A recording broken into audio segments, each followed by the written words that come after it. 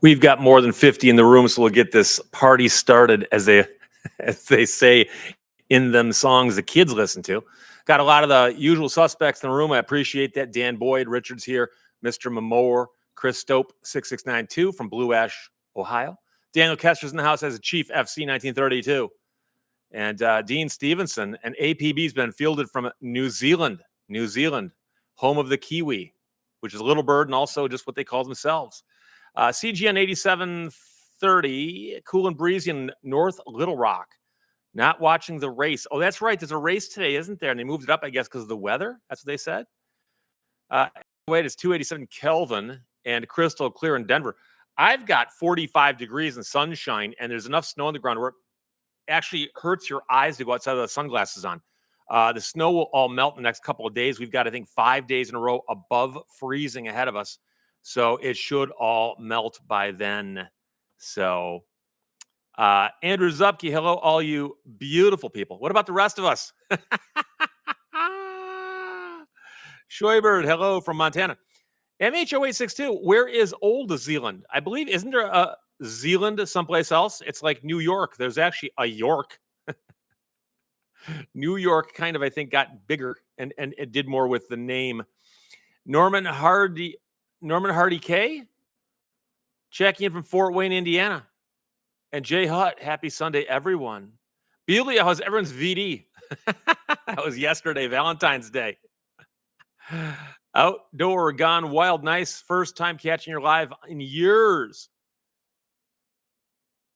Oh, believe in yourself also reminds us that the kiwi is also a fruit, and that's what great marketing can do. I actually know somebody in New Zealand who is involved with the kiwi industry, and that would be the fruit industry, not the bird industry. I don't think they do anything with the birds financially. Sarah KC 5678. Hello, Steve and everyone. Which reminds me, I did speak at the Stahl Museum a couple days ago. Had a lot of people ask me if I was going to broadcast it live, and I did not. But the Stahl Museum did on their Facebook page. So if you want to know more about the talk I did, you can go look at the video that was created during the stream of the Stahl Museum. They are on Facebook. And it's just a thing set in the back of the room. You can hear me talk, but you can't see my slides very well. So I'm sorry about that. But you got to fast forward to about 16 minutes in because they started it early. It's about 16 or 18 minutes in. But I watched it, and the sound is good. People laughed at most of my jokes. Oh. Yes, Sam Panama official and a couple others said the original Zealand is in Denmark, and they did spell it Z-E-E. Of course, that's a phonetic pronunciation. They were a little looser with correct spellings back in the old days. So, Chief FC says kiwi fruits are the best kiwis to eat, though they are the pretty much only kind he's ever eaten. Waterfire Lord, hey dude, hey Waterfire Lord. How you doing? Tim Nossum, good afternoon, Steve. Hope you're having a wonderful day. I'm trying. 858 Bill, 858 Bill, checking in from chilly Tucson. I always say 58, 858, 858. Okay, I'll do that. S. Gutog points out that I have, in fact, aged another week in 1 week. Mendito Amplification, greetings from Brooklyn, New York. Another name I did not recognize. Rudy 1908, or is that Rudy L 908? Steve started buying up all the Mac Minis and Mac Studios to build his private AI. Actually, I'm not a Mac guy. I don't own anything Mac except for I have an iPad that I use as a stopwatch when I'm shooting my videos. That's basically it.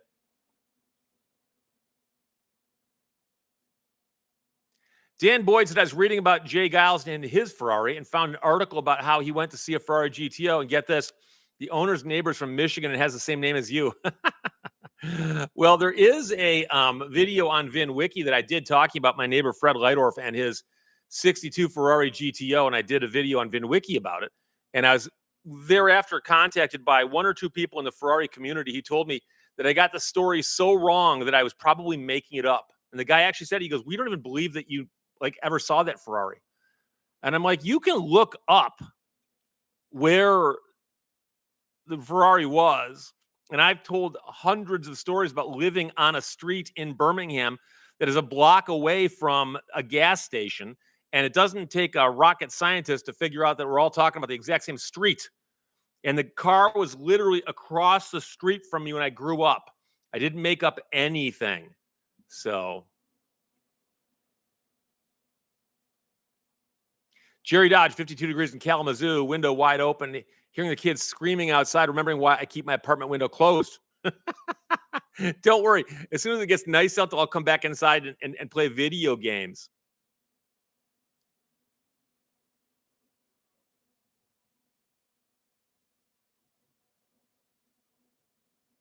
Cross country, BR, good afternoon from St. Joe, Michigan. Terry Rose Investor says kiwi bird eggs are as big as an ostrich's. Are they that big? I know they're very large. Kiwis are one of these birds that evolved oddly because they were on an island so far separated from any place else that I think they spent a lot of their life without many predators. And strangely, their eggs are huge. When you see an egg of a kiwi next to a kiwi, you go, oh, poor kiwi. If that came out of you. Oh. 858 Bill says it is 858 because it reflects my birthday. See, I think of 3-digit numbers by area code. 313-248-586-858. But there you go. TM, what type of office chair do you have, Steve? Is it comfy? Flexi Spot. They're a supporter of my channel. I think I've done 4 or 5 ads for them. And when I do that, there's always a code you can use to get a discount. And I've got 3 of their chairs. I've got these 2 office chairs right here, that one and that one. I've got a big comfy chair in my living room that's a recliner with a vibrator and a leaner, and it does all kinds of crazy stuff. And I've actually had friends of mine buy them and say they like them also. So there you go. Tom Gensel, 4134. Hey, Steve, all the way from Flushing, Michigan. I know the area quite well. A very good friend of mine lives in Flushing. Outdoor Gone Wild says he's in the rare demographic under 30, saying hello. You should have seen the audience at my talk at the Stahl Museum. I may have been the youngest person there, although not quite, but it was pretty funny. I have no problem with it. It's just interesting because depends on my topics as the age of the people who show up. So. Darkwood, 777, 70 degrees here, and the bugs are coming out. Yeah, it's funny how that works. Jerry Dodge is in the 269 area code over there on the western side. That 269 kind of wraps up and around, though, a little bit.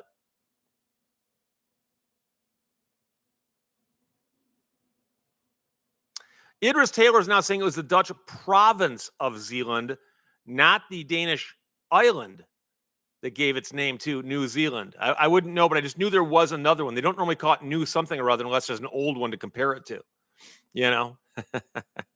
I am McNathan. I love everyone from Sun City, Florida. Just Lucky 13. Hi, Steve. Just Lucky 13. Yeah, Travis Williamson, Esquire, says apparently kiwis got so fat off the land, no predators, they quit flying. Same thing happened to dodos and a bunch of others. That's a common thing with evolution on islands. I've read books about it.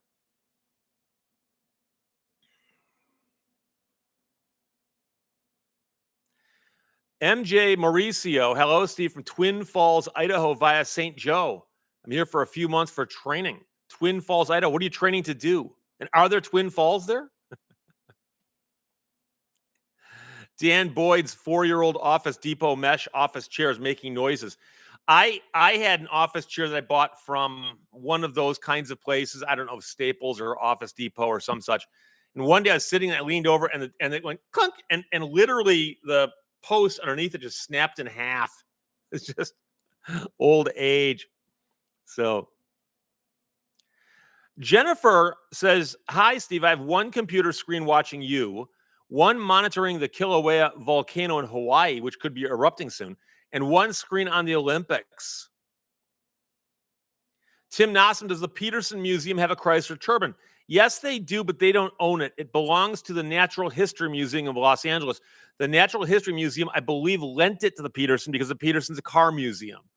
And so I believe they still have it, but the ownership is up the street or down the street. I'm not sure which direction it is. With the Natural History Museum of Los Angeles. Jerry Kugel, hello, Steve. Hope you're doing well this Sunday, my friend. Michael M923, hello from Damp, Oregon. Damp, Oregon.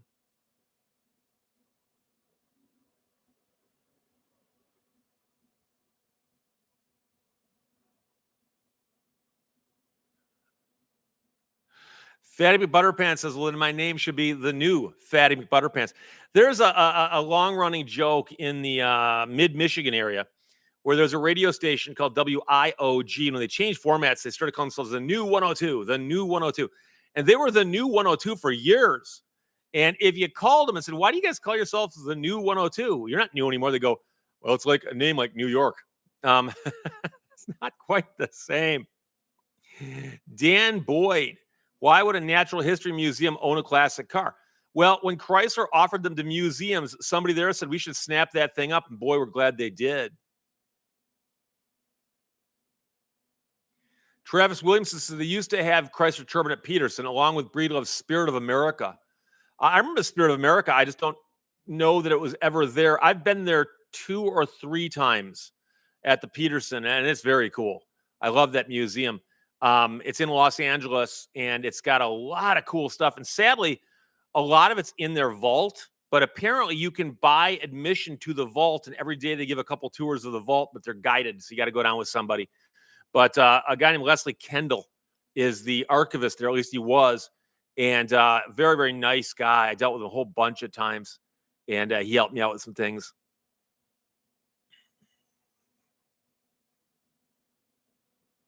Daniel Kester says, if you're interested, there's an x-ray of a kiwi with an egg inside of it to show you just how big the egg is compared to the bird.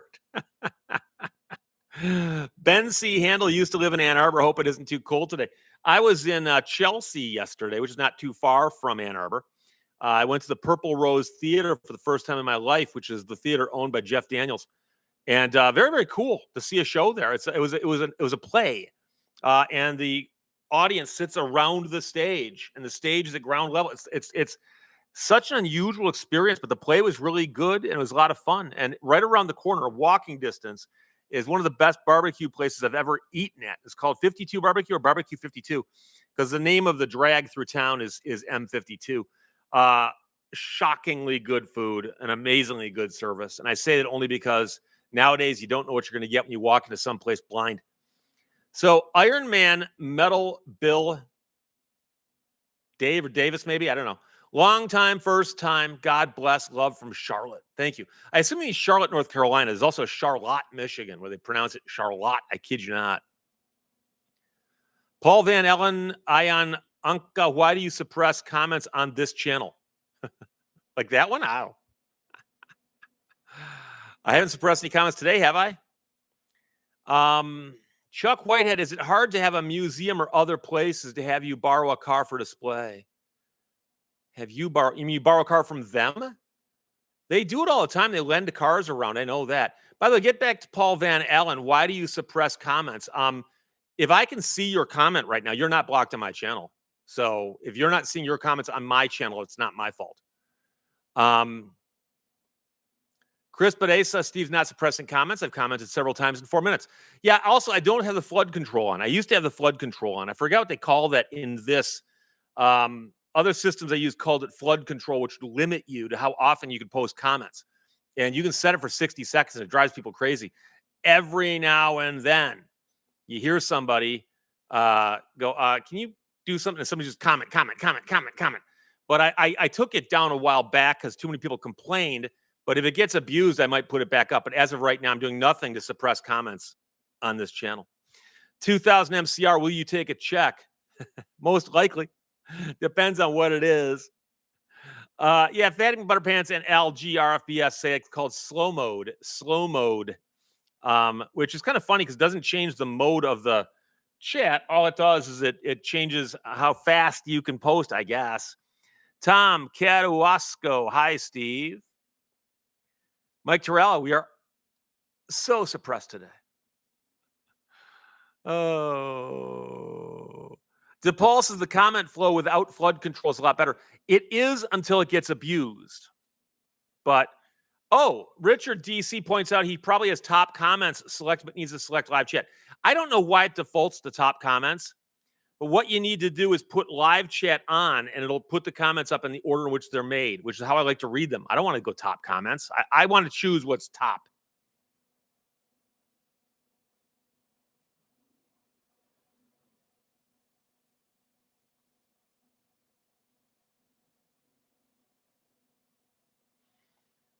Believe in yourself says it could be a benefit because if you're setting up a joke that takes more than 280 characters, if the setup is good, you'll have them on the edge of their seat. Shoybird,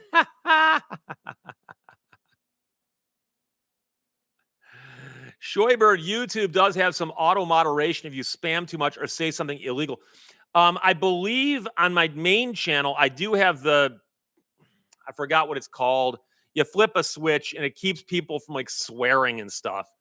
But YouTube will handle that anyway. So I really don't worry about it that much. Terry Rose, investor, says your vehicle seizure video this morning is fascinating. Thank you. I was expecting some hate, and I probably have gotten some hate. I haven't looked in my hate box lately. Because the article about the story said it was a repossession, and it wasn't a repossession. And so many people, without reading the story, assumed some guy who paid off his truck got it repossessed by the bank. Bank had nothing to do with it. It was a seizure to satisfy a judgment, probably based on a writ. So you got to go look at that. So standard deviation is FOMOCO, a swear word. Ford Motor Company? No. I like Fords. What can I tell you? MHOA says 32 days, 20 hours, 31 minutes, and 25 seconds till spring. But who's counting? Arts 4014. We're discussing checks today. I don't write a lot of checks. I write checks for 3 or 4 things. I have a very small checkbook, and it takes me forever to use all the checks. But, yeah, Mad Mardigan. Has anyone seen the story out of Beverly Hills about someone adding millions of dollars in liens out of spite? Crazy thing in Los Angeles. That's actually a problem pretty much everywhere in America. Anybody can walk in and file a lien, and all you got to usually pay is a couple bucks for the filing fee, and you can make up anything. And so the story is that this person is just liening properties in this one neighborhood because they're upset. And they're claiming that they have a mechanics lien on the house for like $25 million for cleaning services. These people are like, I've never even met this woman before. So Deanna Kester says, I won't send you hate messages ever. Well, you can send them when appropriate.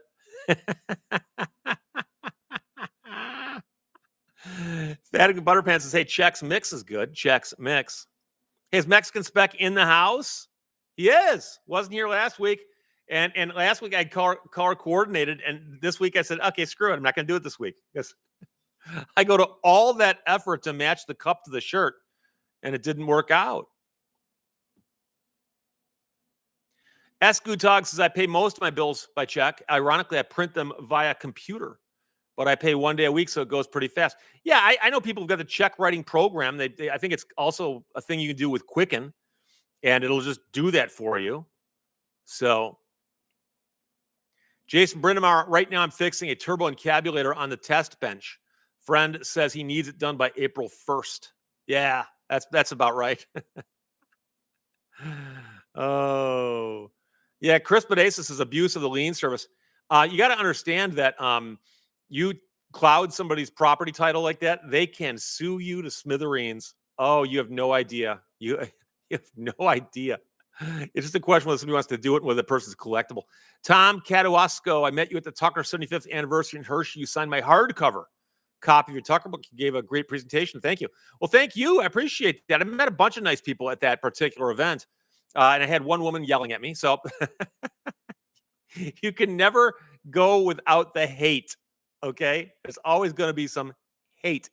Dan Boyd, can house cleaners get a mechanics lien? Interestingly, I've heard both things about that because they are doing work on the property that improves the value, but they're not adding anything to it physically. So I don't know if that makes a difference. Rational gaze, is there a statute of limitations for seizures to satisfy a judgment? Well, it's not a statute of limitations. It's just the judgment stays good for a length of time. So in Michigan, it's good for 10 years. You can renew it once for another 10 years. And if a judgment is over 20 years old, it's going to be dead. But a judgment that's younger than that depends on the state. So this is all happening in Florida. I don't know what the rules are in Florida. So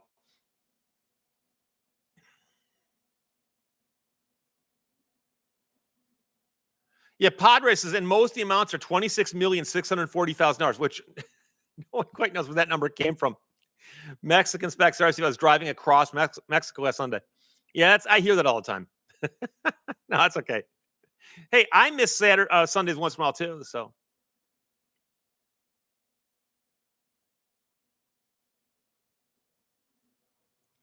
Midas Claw, was that the truck seized by the dead woman? Well, it was seized based on a judgment that a woman received when she was alive, who is now dead. And people seem to think that when you die, you lose all the rights that that you had. But your estate, number one, can still have rights, and number two, we don't know if she sold the judgment. She may have sold the judgment to somebody else legitimately and said, "Here, you collect it." So it's possible they can do that. And we don't know enough to answer that question. Yeah, Jennifer says, I write a check for the local city for trash collection. Their credit card fee is so high, you save almost a whole month per year by not using a credit card.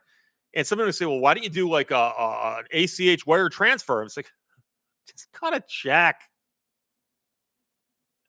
Daniel Kester says, do you think the U.S. sends all their foreign aid, cash? Well, they might wire the money. You never know. Rudolph Stewart says, hi from Sweden, like pronounce Stewart. Okay. Jeff Hans is going to ask was collected on behalf of her estate. Or she might have legally transferred it to somebody else before she died. And so that we don't know. Janice Ellery says, here in Florida, it's 7 years. Can you then renew for another 7 years? Because that'd be short if you couldn't. eBay, one, what are your thoughts on Supreme Court 9-0 weakening the Fourth Amendment so cops can claim welfare checks, easier to go into your home without a warrant? I haven't read the opinion. I'll have to take a look at that. But I'm always worried about them giving an excuse that's so easy to say. It's one of the reasons that they don't trust, anonymous sources. Somebody called us. Who? I don't know. Oh, so you want a warrant based on that? No.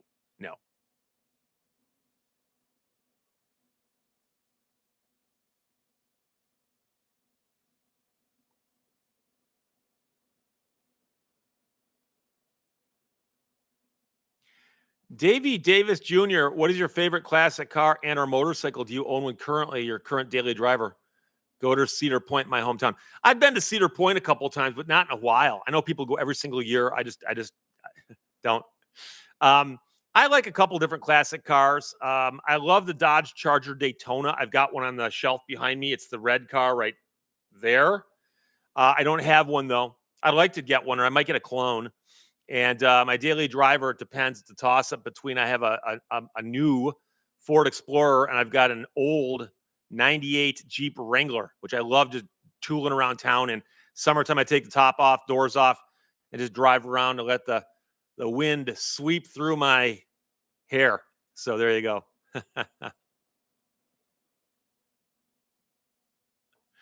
Tim Nosman says, I didn't realize there was a flag in your logo until someone pointed it out in VinWiki.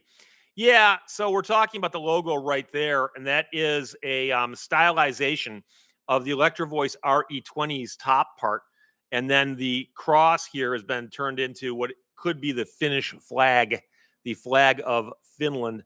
My good friend Jane Chaika made that for me.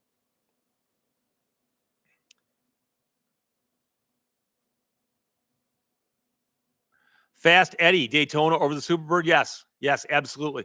The Daytona, number one, is built in smaller numbers. Number two, the lines are slightly different between the two. The Daytona was faster.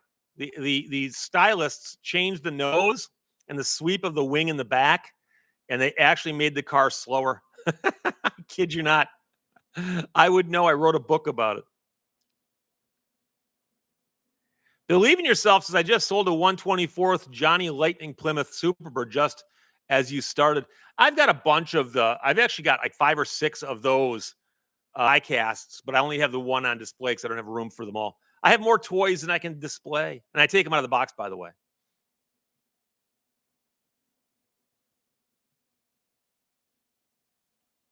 Dan Boyd says, now, I get it. I saw only the microphone.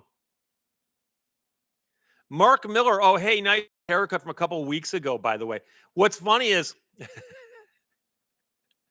I went to a different person for once. The woman who cuts my hair was out of town, and I mistimed it.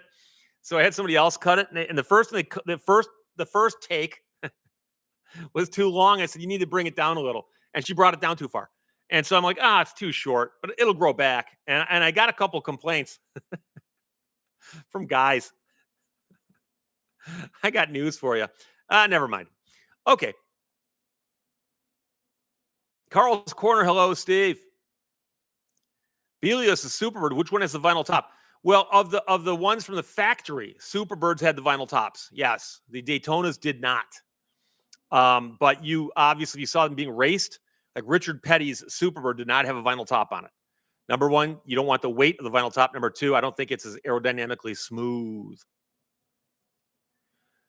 Beata Dalhagen. Did it used to be longer? Steve, you're visibly vibrating. Is it cold in the studio? No, I'm doing that thing with my feet. I can stop. I have nervous energy that burn off by tapping my feet. Ian Gotti, do you own a drone? Yes, I just picked up a drone a couple months ago. I also picked up 2 Insta360 cameras. You'll be getting a lot of really, really cool driving videos this summer. Jerry Dodge, are you a Doctor Who fan? No, I'm not. I never got into it, never heard about it until not relatively recently. And when I was growing up, none of my friends were into it. We were into Monty Python, Benny Hill, not Doctor Who. Lewis Browning, the Daytona is a Charger body. Superbird's a Roadrunner body. Cornet fenders on both. Yes. And the Daytona body is also the Charger 500 body. It is not the regular Charger body because they put out a fastback Charger first called the Charger 500.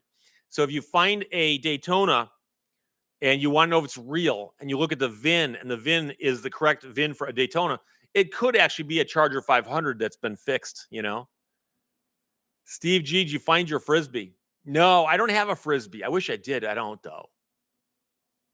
Belio, did she not have your haircut records? You know, I should have told her to pull my official records and check.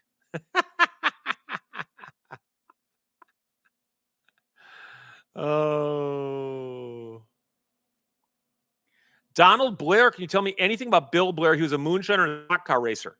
Name does not ring a bell, but I'm going to tell you right now that the coolest source of information on the internet, if you're looking for information on NASCAR, is go to racingreference.com, and I believe it's racing-reference. And you can look up the name of any driver who simply raced one lap in NASCAR ever by name. And they also track, I believe they track USAC and the other ones as well. So if Blair ever did any driving on a NASCAR track in an official race, and they track everything, how many laps, what race it was, qualifying times. I mean, it's crazy how much money he earned, what kind of places he had. That's where you get all the statistics on any racers, especially from back in the old days. Image Doc Ray says, hey, there's a penguin on the telly. It's the voice. There's a penguin on the telly.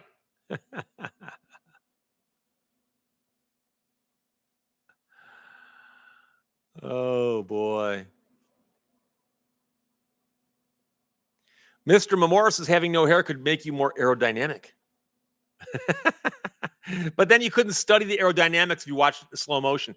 You often see them driving cars back in the 60s. They had yarn taped to the car, and they'd drive it. And they'd take pictures to see which way the yarn was going. It's freaky how they do that back in the days, either when they did not have access to a wind tunnel or simply hadn't done that yet.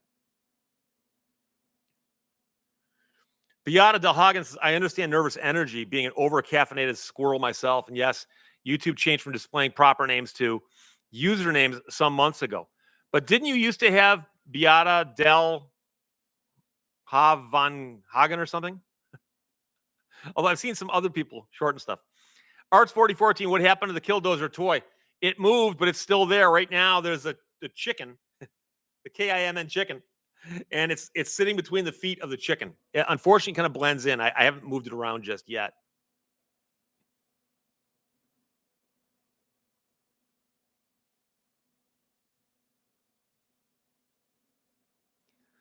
Kathy Putnam says, or is it Putman? Did you know that they had collector cards like baseball cards on NASCAR drivers? My husband had a full book of them. When did they start doing that? I seem to recall having seen that, but I'm not quite sure. CJN says 3 yellow finches, goldfinches, I guess, on a bird feeder, countless cardinals, and 1 squirrel.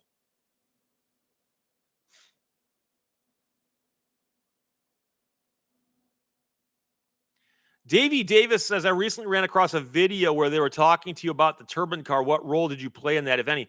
You mean in the video? If it was the Haggerty video, and I don't know how people don't know about this yet. I just spoke last week about the turbine car, and I said, how many people here have seen the video on YouTube? And not many hands went up. I said, go to YouTube and type in Haggerty turbine car, and you'll find a documentary, a high-end, high-quality documentary. I'm the first voice you hear, and then I'm all over this thing. And I worked with the filmmakers on that. In fact, I got to go to South Carolina for a film festival and walk the red carpet as one of the important people in the video. Pretty cool. Let's check that out. But I've done a bunch of stuff with turbine cars. I've talked about turbine cars on Ed Bolian's Vin Wiki, and I've even talked about turbine cars with Jay Leno on Jay Leno's Garage.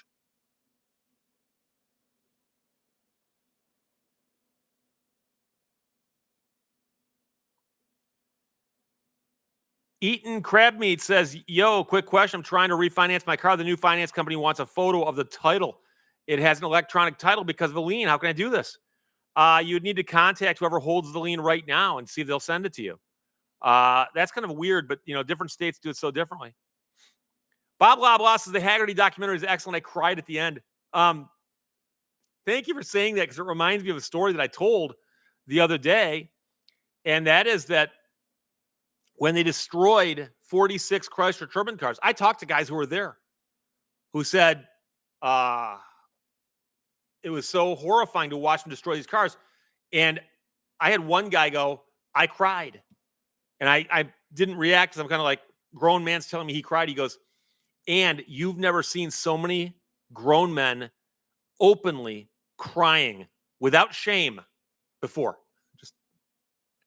They build these beautiful cars, this great program, and they destroy them, crush them, burn them. Oh. Tim Nosson, you're being very humble about your turbine car knowledge and involvement. Well, I wrote a book about them.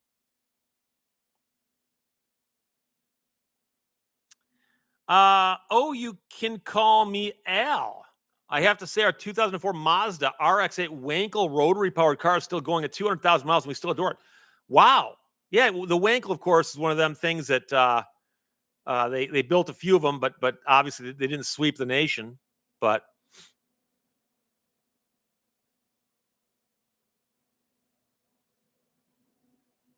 Kathy Putman, some of them included the Wood brothers, so it went back far. Yeah, so you're talking 60s at least by there, right? I'm just wondering if they made them in the 60s or they made them in the 70s of drivers from the 60s. That's what I'm more curious about. Ember Miss 69, have you taken out any fun vehicles with the little warm snaps that have come along? Not yet. Waiting for drier roads, which is after the snow melts. Absolutely. Right now, there's still packed ice on parts of my driveway, and the snow along the sides is melting onto the driveway, and there are muddy spots out there. We need to basically have one good rain come along after a warm spell to clean the roads up for me. So I will eventually. Mark Miller, 5606. There's no crying in baseball. Yeah, Fatty McButterpants and Dan Boyd both say you got to watch out for that salt residue. The salt residue. Kathy Butman says she gave the books to the kids when he died, so I don't know about that, but he had loads.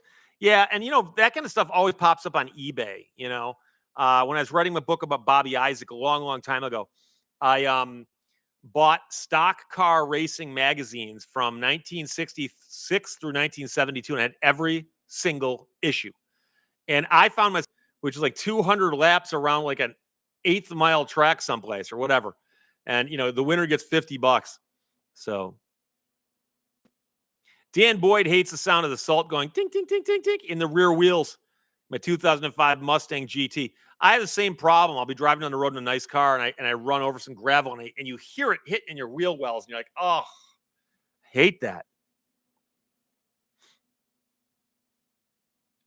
Belio had a 1986 RX-7 was a blessing and a curse, but a lifted Toyota pickup killed it by driving over the front left fender.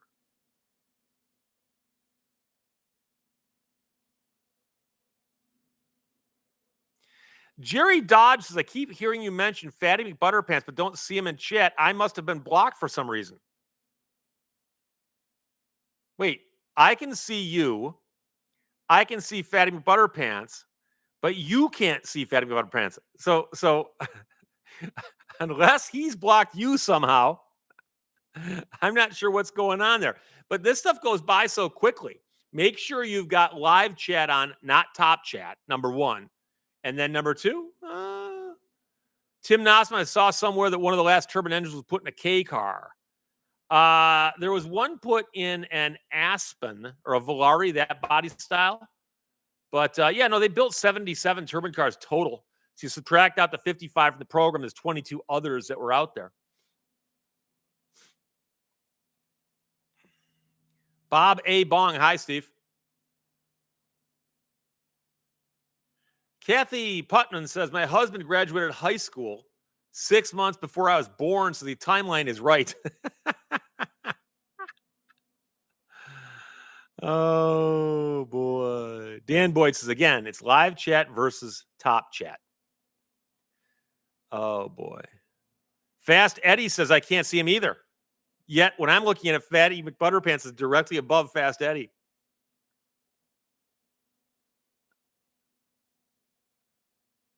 Fatty McButterpants says, YouTube hates me. Dylan Chambers, Steve is the man. Thanks for all you do in your videos. Well, thank you for saying that. Dan Boyd says a couple or few semi-road tractors were fitted with turbine engines in the late 60s. GM did some Astros. In my presentation I did at the Stahl Museum this past week, I put up on the screen a photograph of a big old box truck that Chrysler put a turbine engine into early 1960s. They experimented with all kinds of stuff. I know somebody put one in a bus, semi-trailer or semi-tractor trailers, that kind of thing. So Bob Blah Blah says he cannot find it Fatty McButterpants either.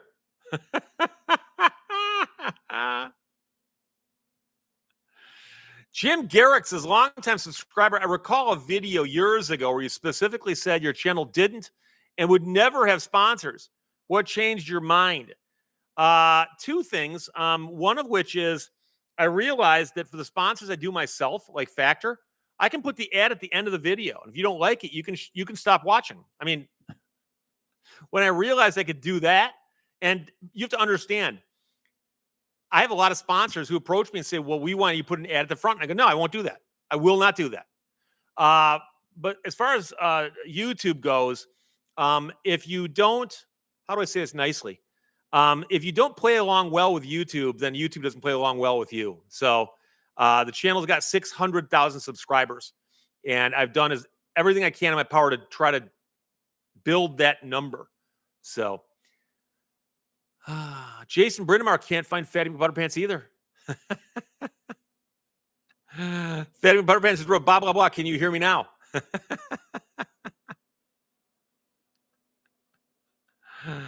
Oh, boy.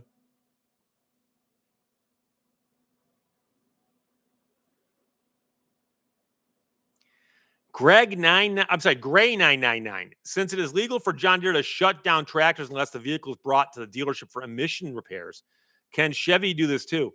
Well, that's of course the argument in which way it's going. That's, if you let one company get away with it.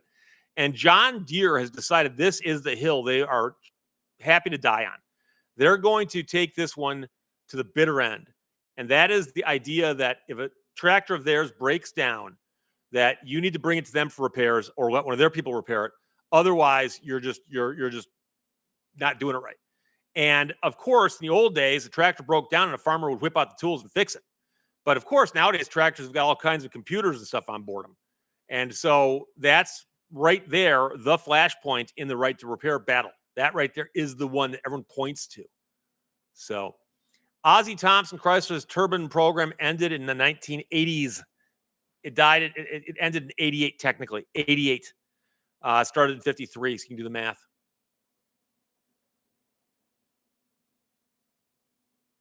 Davey Davis, have you ever run at a drag strip? No, I have not. I've been thinking about bringing my Cobra to one just for the fun of it. There's a drag strip in Ubley, Michigan, which I keep thinking I should go up there one of these days and run my Cobra just to see how fast it goes. Chuck Whitehead says you make more money off super chats and ads anyway. I don't. I make almost nothing off. I don't push the super chats. That's one of those examples of something where where I was talking to somebody at YouTube, one of the people that they have a liaison for us. And the guy goes, why don't you have your super chats turned on? And I go, because I'm not going to ask people to pay me money to answer a question. I answer questions for free. And the guy goes, just turn it on, but don't mention it. I'm like, okay. And so some people have found it, but I'm never going to say, please give me money. That's not something I'm going to do.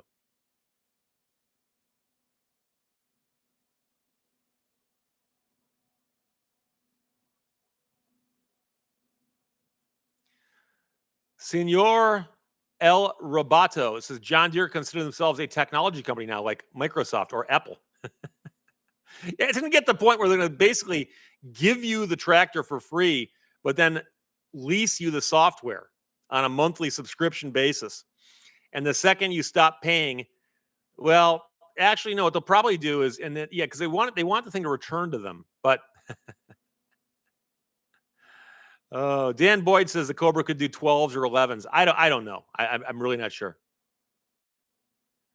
Nailhead, have you seen any of Tommy Ivo's builds in person? No, I have not, but I'm familiar with Tommy Ivo. My brother's a big Buick guy. And Tommy Ivo built a bunch of really radical vehicles with like 4 big blocks and 1 car, that kind of thing. I've seen the Goldenrod, which has got a bunch of Hemis in a row. That's at the Henry Ford Museum these days. So Fatty Butterpan says, I've never been so popular and invisible at the same time. Smokin' Louis says they now blocked this one. See, I hate to get in these discussions. I don't know if people are joking anymore. Gray 999 says, do we own cars we buy, or is it an indefinite lease?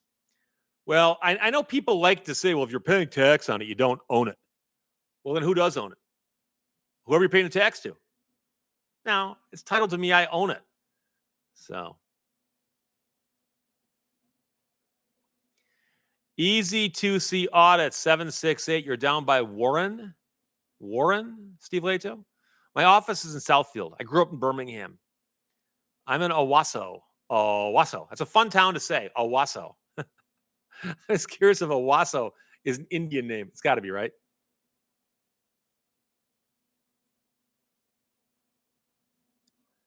What percentage does YouTube take from super chats? I'm not sure, but it is a percentage. So that answers the next question from Richard DC.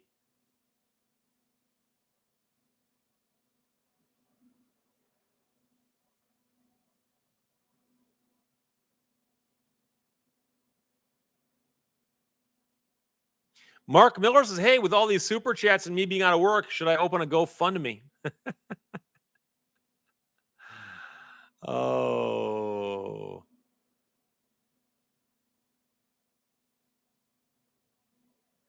See, Jerry Dodge says, sorry, but maybe YouTube doesn't like the name Fatty Butterpants.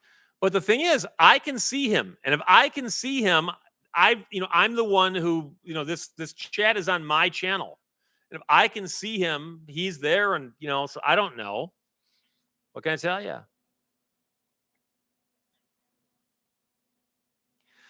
Yeah, and Fatty Butterpants says JD leases the software to diagnose your equipment, but the problem I believe also is they don't just lease to anybody. I believe it's like dealer only. They're trying to keep you in the network.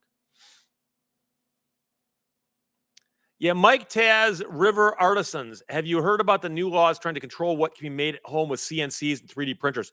Yes, I have. I have not studied them. I'll do a video on it somewhere down the road. I know that some places have been upset that 3D printers can print all kinds of things. And the problem, of course, is number one, 3D printers have been around for a while. And number two, um, you can't basically just say no one can use them because someone might misuse it. I don't know. So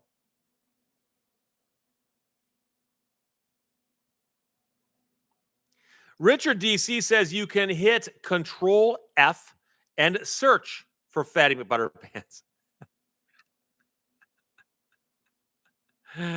Oh boy.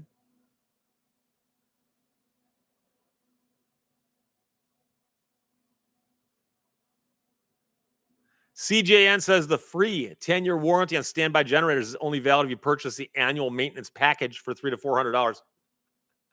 I'm always worried when somebody shows up and sells you something big and they go, okay, now let's talk about the extended warranty. What's wrong with the one it comes with? Well, if something goes wrong, what's going to go wrong? You just sold me it's brand new, and I love to, I generally don't buy extended service contracts from anybody, but I love to mess with them. Why do I need it? Well, if your car breaks down and you need a rental, to give you a rental. Okay, do you think my car is going to break down anytime soon? Really? Is that a concern?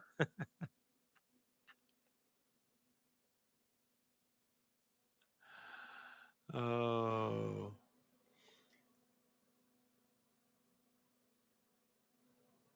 D Wood, happy Sunday, Stephen. All coming to you from beautiful downtown Crump.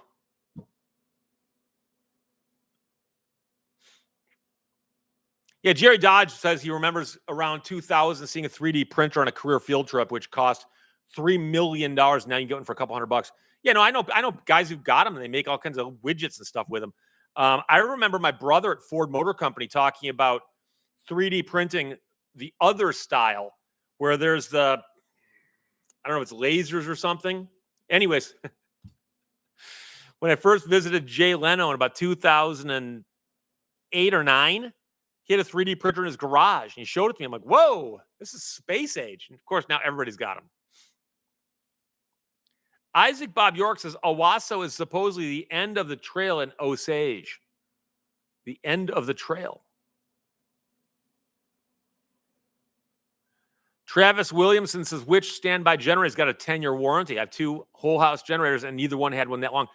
I'm not sure. I've bought 2 of those in my life. They did not have 10-year warranties from who I bought them from, but they had decent warranties. And if you think about it, it just sits there and it fires up periodically to keep itself limber.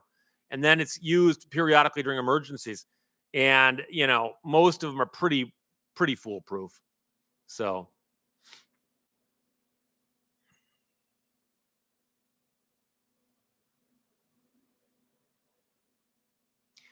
you can call me Al. Says come check out Niceville in Florida. It's nice.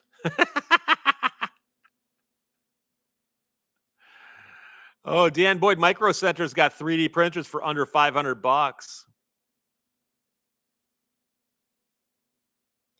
Miko Angel QW, laser 3D printers are really cool. That's what my brother was describing to me. And it sounded so advanced and so expensive. But like I said, Ford was using those someplace in their thing. Is that stereolithography? Old Paint 71? Yes. It's lasers into a bed filled with powder that liquefies from the heat of the laser beams, which solidifies. Tim Collins, given Jay Leno's collection, it wouldn't surprise me if 3D printer is needed for some long out of production parts. That's exactly what he's doing. So he showed me a part. He has one that he shows people. And it was a brass tube that came up, or pipe that came up and went like this. And I think one end went into an engine block and the other part, I think, was a radiator hose, I think. But it was brass and it had cracked. And so he had his guys scan it and they printed it in plastic and then sent it someplace and had it cast in brass or bronze or whatever. So that's what he uses it for.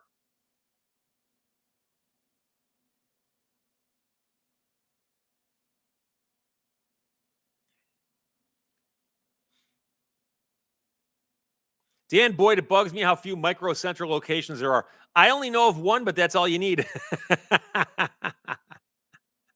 Micro Center is cool because, I bought a bunch of stuff there, and you walk in there and it's got a kind of chaotic feel, at least the one I go to does.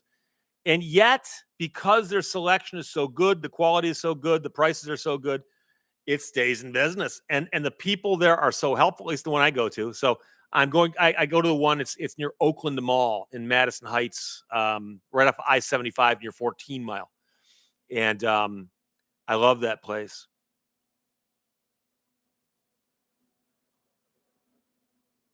Rudy, yes, we need more stores like Micro Center.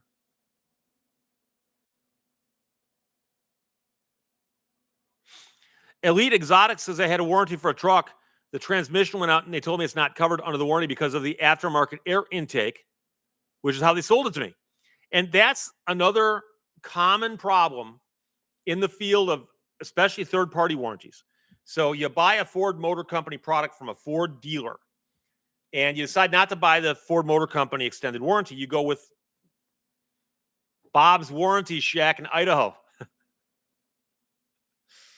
And you file a claim with them, and they'll do anything they can to weasel out of it. And I've seen them say, oh, this warranty wasn't even available for that vehicle. It shouldn't have been sold to you. But it was. So, the great Quidjabo, does no one remember Fries? Well, we remember them. It's a name we recognize, but how long has it been since they were around?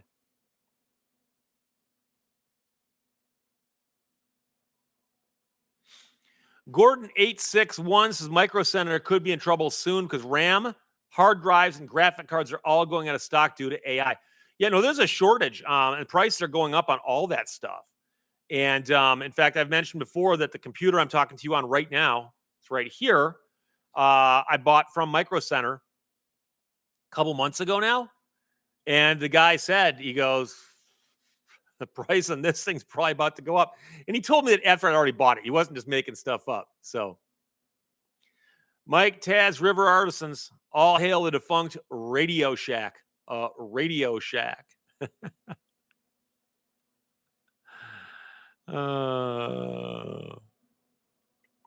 Well, Nailhead says you're going to get a letter from Bob's Warranty Shack in Idaho. I used to say Bob's Warranty Shack of Texas. And somebody actually went and registered the URL. And sent me a note and said, Steve, they really exist, but it was a joke. So I now change the state every time I say it. Darkwood, I see Drew Brees doing ads for Car Shield. That is so sad. That is so sad. But, Jennifer Garner's doing ads for some credit card. What's in your wallet? I don't care what's in her wallet.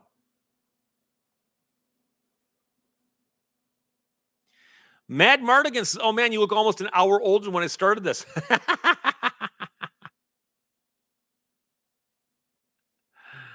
Oh, MH08 runs Linux on old junk. What's the other one? Ubuntu? Are you running that too? Oh, the greatest thing about Radio Shack, several people have mentioned Radio Shack. I don't remember ever spending more than like $5 in there at one time. That's their problem. I remember buying tapes there when they had a good price on, cassette tapes. Back when I was in radio and I used to record my shows. And then I also remember maybe buying floppy disks there or something at one point in time because there was one near my house, but that's been a while. Yeah, I just spilled Gatorade all over my keyboard. Now it's gonna be sticky all day. I really ought to bring a paper towel or something. Mike Taz, River Artisans, what live streams do you watch? I don't watch a lot unless I see, someone's on. I'll watch. Very good friend of mine is a, I don't know I should say this. Very good friend of mine is a chiropractor. And she does live streams periodically, and I'll log in and I'll be the only one there. And I'll go, hey. She goes, hey, Steve, how you doing? And then I log back out again.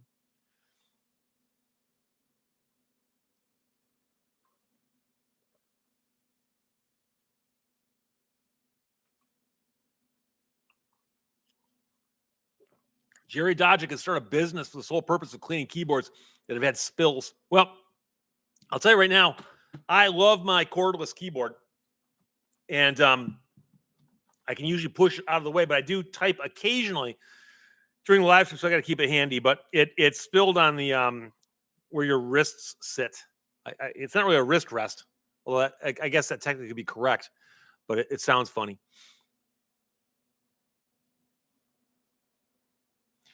Aviva Rabinowitz says, turn your keyboard upside down. It limits the damage. Oh, I can just take it and put it on the floor if I wanted to, but I do occasionally need to type on it.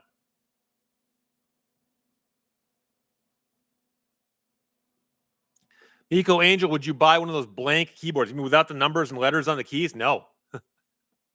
I still hunt and peck to some degree. Old Paint 71 Heathkit. My brothers, I had two older brothers into Heathkit. They built guitar amplifiers and radios. And someone asked a while back, and I forgot to address it, whether or not I'm a ham radio operator. I am not. But my older brother is, and I'm pretty sure he built a ham radio as well. So, Zach Diecast, man, sir, what are we talking about? Anything and everything.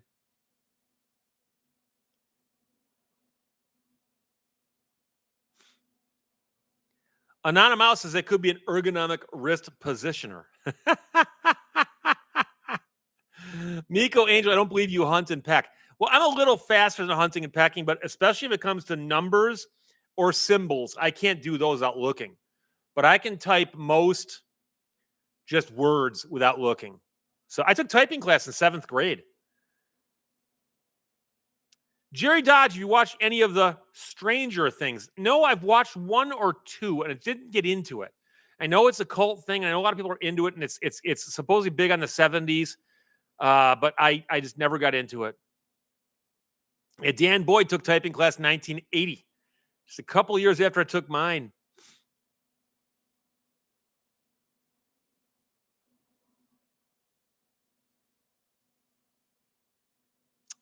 Arts 4014, do you have an erector set? No, I had another brother who had one, though. We also had Lincoln logs, but and chemistry sets. Do not ever just randomly mix chemicals together. Day 2, what are you doing? Mixing random chemicals together. Oh, boy. Bill McMahon says my backup generator is my Ford Ranger. Is it one of the new ones that's designed to do that? The funniest part of all was that a lot of owner's manuals in the old days actually said that if you use the car as a stationary power creator or something or other, that you could void the warranty. And you'll see pictures of guys back in the old days, like a Model T out in the field up on jacks, and they got the tires spinning and it's running a pump or something.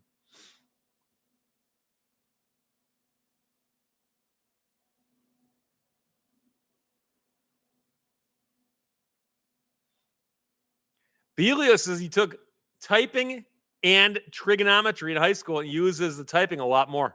Yeah, of course, it's a daily thing. Beata Del Hagen's typing class in 7th or 8th grade with IBM ballhead slammers. Yeah, you had an electric typewriter? I took typing in a class with manual typewriters where you actually had to hit the keys like you were angry. Frank JC III, do not taunt Happy Fun Ball. We don't know what's in it. It contains a material which fell from space.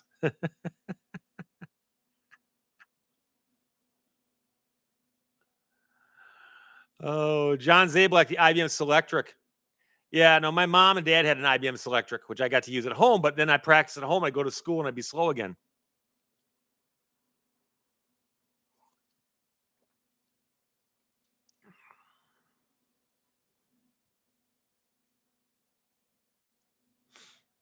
Sig226 says I use trig quite frequently, but I'm also a machinist. What kind of machines? Do you get to use a Bridgeport? My brother had a Bridgeport in his garage at one point in time.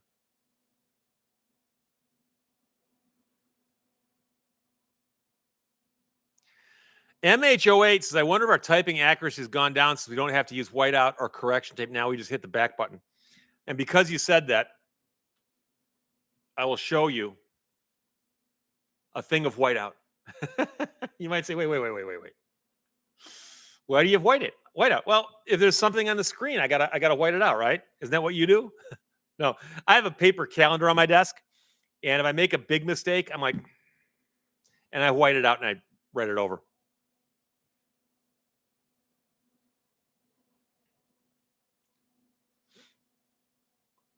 Dan Boyd says when I drive a car with start stop, I just creep it at an inch or two to keep the candles lit. No, I actually have spoken to people who've got cars where they can't shut the auto start stop off. Like I can on mine. If I couldn't, I would have bought it. I would not have bought it if I couldn't turn it off. And you can just creep with the car most of the time, and it's annoying though. It's annoying. Sig226, yes, I've got a Bridgeport in my garage too. Very cool. Oh, Janice, I remember doing basic. Of course. I'm right at the age where, when I was in elementary school, pocket calculators were a vision of the future.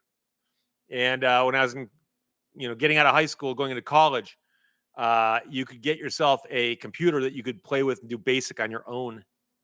So Padre says the whiteout tape is much easier.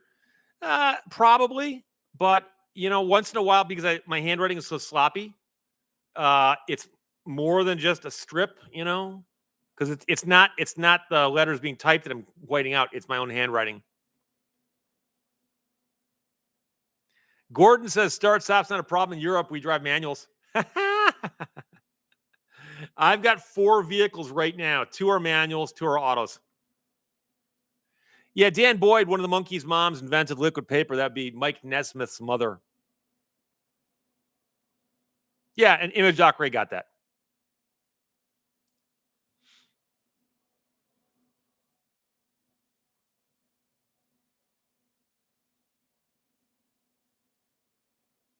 Yeah, New York Outcast says the government is going to get rid of it by stopping the 1 mile credit that they were giving the automakers for using it.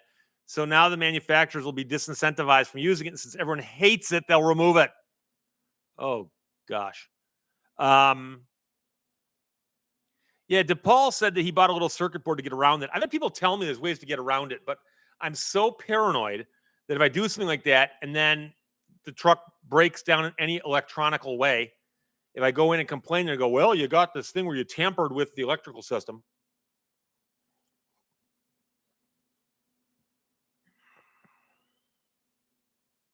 Ian, God, did you ever play a game that was on floppy disk? Yes. I mean, a full-size floppy like that. A friend of mine had one where it was, I forgot what it was called, but it was a dialogue. You could type questions, and it would answer your questions. It was designed to act like a therapist. I can't remember what it was called, though. So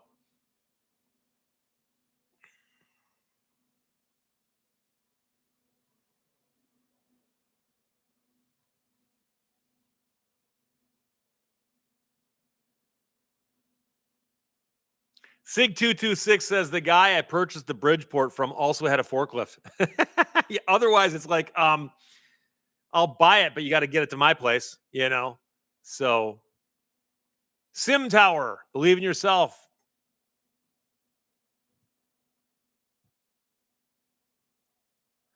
Eliza, Tom Tuttle, 7935.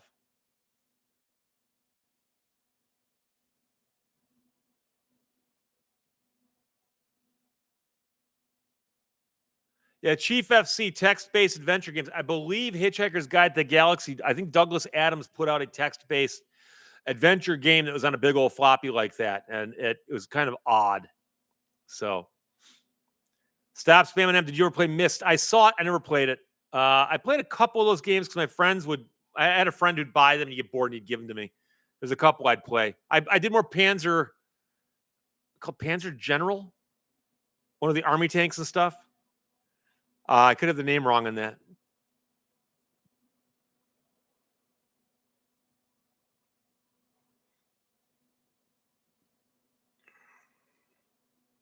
Believe in yourself, says forklifts are fun. Giovanni Flyer, if I wanted to learn about lemon law, is there a school that specializes in it? No, it's not a big enough specialty.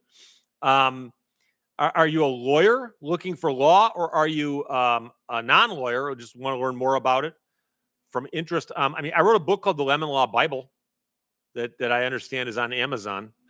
They actually got a stack of them over there too. Oh. Terry Rose Investors is 42. Of course, what was the question?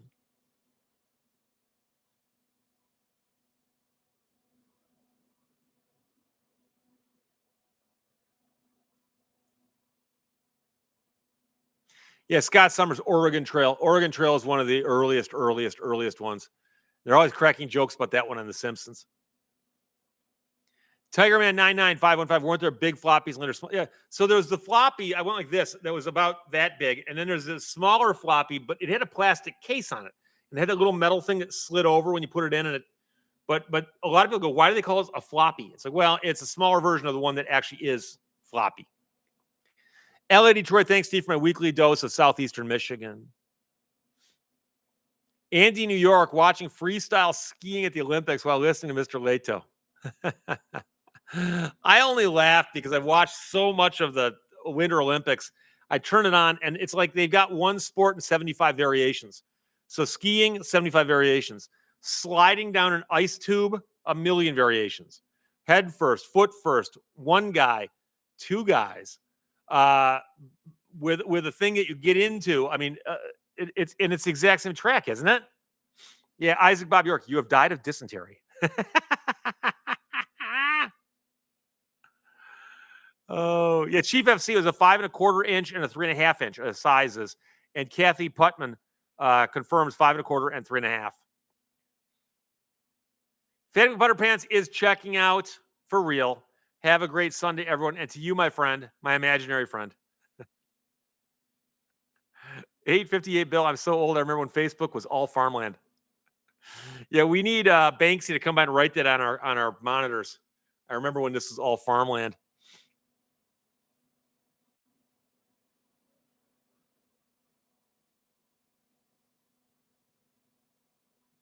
Dan Boyd, do they still do biathlon? Yes, that's the cross-country skiing target shooting thing. I have no problem with that because that actually is a group of skills that like alpine troops use. You know, I remember, I think it was Jerry Seinfeld had a whole routine on that. But you know, I'm not saying I'm going to go out and, you know, buy all the equipment and start training, but it makes more sense to me than a lot of other things during the Olympics. So, Richard, don't forget 8-inch floppies. Yeah, I don't remember ever using 8-inchers. I think that was probably before most people had home computers. Yeah, punch cards and paper tape. Tom Tuttle. My dad worked for an entity that used a gigantic computer, and they had one on the premises that did the punch cards. And the whole thing is setting up those punch cards.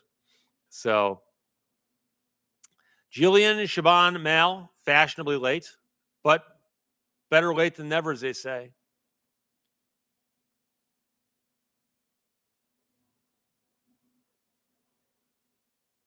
Yeah, Jerry Dodge, I did a rod. That's a good sport, big epic sport. Why do they do that in the? Well, I guess they'd probably say it's the dogs doing all the work.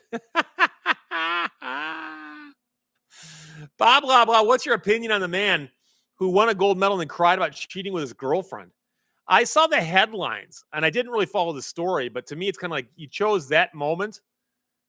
Okay, what's better is the Canadians cheating at curling. And before you get upset that I said that to my Canadian friends, there's photographs of it where they are clearly cheating.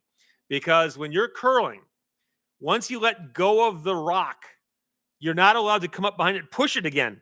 And they got pictures of the guy pushing. Oh, boy. Chuck Whitehead remembers the big DVDs.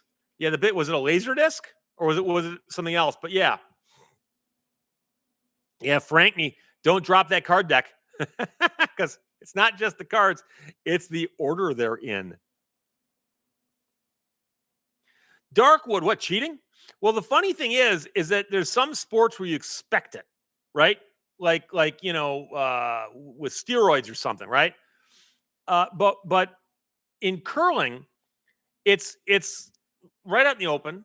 and you start at one end and you slide. You got to let go of the rock before the hog line, and then people sweep, and the guy yells out instructions. And the rules are very clear that once you let go of it, you're done, and you're not allowed to touch any other part of the rock.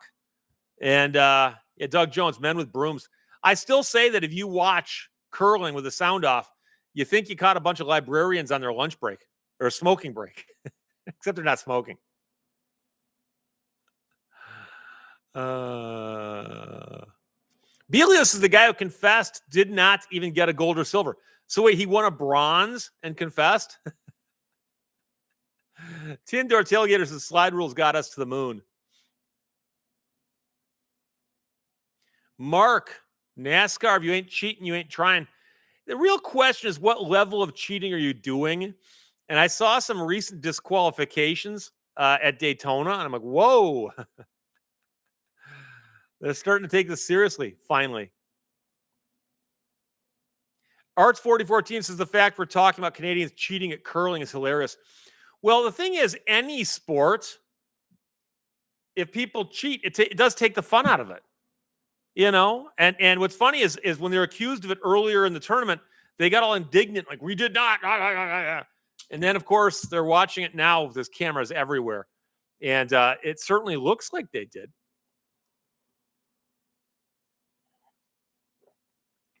And by the way, I tuned into a Finland-Italy hockey game yesterday. Halfway through the third quarter, it was 9-0. Men's hockey.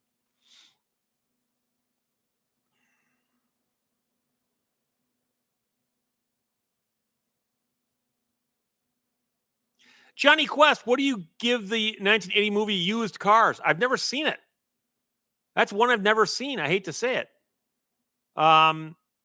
Was that a used car? I'm guessing it's about used car sales. I think I remember.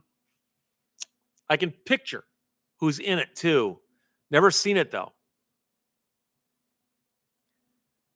Dan Boyd, my roll cage is not pressurized with nitrous oxide. Oh, one of my favorite stories was a NASCAR inspector who was convinced that somebody's using nitrous, and he broke out an angle grinder, and he goes, "We're going to find it. And you and I both know that if I find it the hard way, it might blow up." And the guy's like, "Okay, I'll tell you. Blah, blah, blah. Kurt Russell. I was picturing Kurt Russell. It wouldn't come to me. Nailhead agrees. Kurt Russell. SIG 226. Padre. Lewis Browning.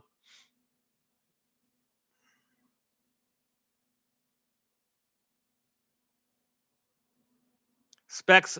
They still going left? Yeah, for it. Turn left. Travis Williamson, it was invented in Scotland, but stones, no idea where they're made. Yeah, my understanding is that the stones in curling come from like two places on the planet because they got to have that perfect weight and density and hardness.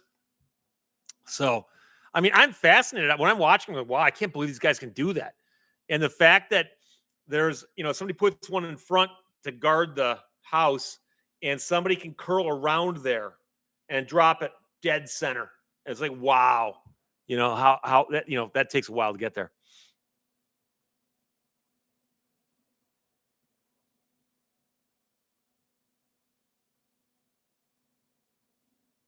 Yeah, Ken Rigard learned on a Radio Shack Tandy color computer too with cassette tape.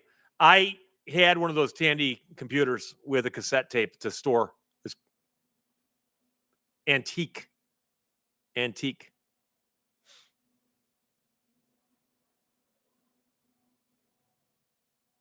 Jason Brinemar, it would be funny how weird a NASCAR race could be going the other way and watch the drivers try to get used to it. Don't forget they do have one or two road courses like Riverside where they do race and occasionally have to make right-hand turns. But yeah, the bulk of it is still always, floor it and turn left.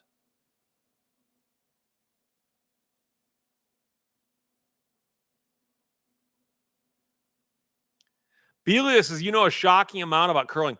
It's not that complicated of a sport, but I picked up I just like the name the hog line. Oh my gosh. You crossed the hog line. Oh yeah, Watkins Glen is a road race. Kathy Putman. What pendant is on your necklace? You speaking to me, Specs? This is a cord for the earbuds. Haven't worn a necklace in a while. Image Doc races NASCAR on a figure eight. That'd be fun. Say, what time would your live stream start after daylight savings time kicks in? It's always the same, 1 o'clock. It's too hard to say, no, I'm going to do 1 o'clock Eastern Standard Time, and we have to do the math on it. And it reminds me of my good friend Chris Goodsell from Australia, who passed away a couple of years ago now. He and I became friends, and I would call into his studio, and he would record a discussion with me about things happening in America. And I would record a piece from him. He would play it on the radio in Australia and New Zealand. And he'd always say, okay, I'll call you next week, same time, same place. Yep. And we were off like half the time because we could never coordinate when daylight savings time was not working, was working. Oh, boy. Mark Miller, why do they call the race venue a tri-oval? Isn't it a triangle? No, a triangle would have pointy corners. Right? A triangle's got pointy corners, whereas these corners are rounded. So...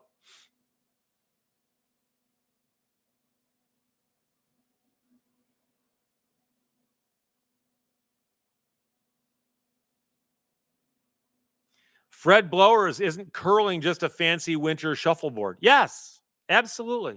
The same way tennis is ping pong, but you're standing on the table, as Jerry Seinfeld once said. Tom Tuttle, get rid of time zones, just use the UCT.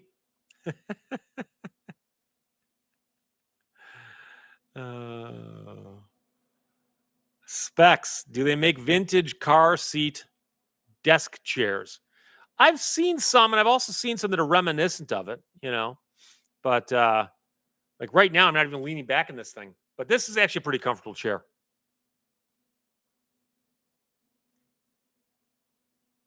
Sig226, golf is just pasture pool. Image Doc Ray points out that ping pong was a trade name. Is it now common usage, acceptable, or do other people just say table tennis? Remember Gnip Gnop?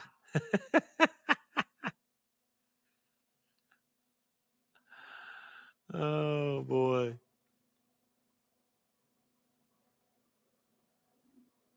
LA Detroit, is it still a Windsor television station that shows curling late at night? It's been a while since I got Channel 9 out of Windsor. But Channel 9 out of Windsor did carry a lot of Canadian stuff, even though their bulk of their audience is probably in America. And I know they're also huge on hockey. And I can tell you there were times where I was in a place where I had a signal that I could pick that up. And when the Detroit Red Wings were in the Stanley Cup, I watched Channel 9 coverage because it was better than the local coverage. Absolutely it was. So...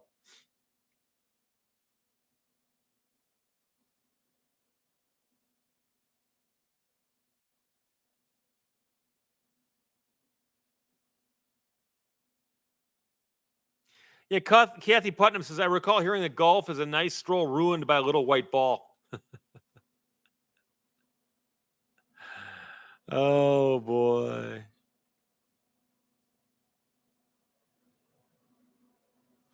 Yeah. And I remember people going, wait, you listen to the Canadian coverage? I'm like, yes, it's better. Same thing when the Detroit Tigers were in the World Series in 1984. Okay. I was watching on TV. I was at one game, but the rest I watched on TV. And I shut the sound off and I turned the radio on. Listen to Ernie Harwell. And I'm not going to listen to some announcer from New York come in and, act like he knows everything. So.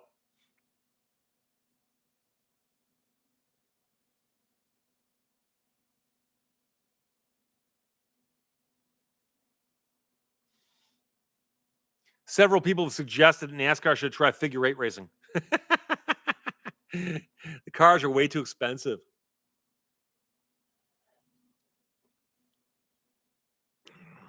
Jerry Dodge, ever tried disc golfing? No, I have not. To me, I always liked playing with a frisbee, throwing a frisbee, catching a frisbee, but aiming it at a target just seemed kind of odd to me. And I know there's other team sports like ultimate frisbee and guts frisbee. No, just never got into those either. Including guts frisbee has a huge presence in the Upper Peninsula of Michigan for some weird reason.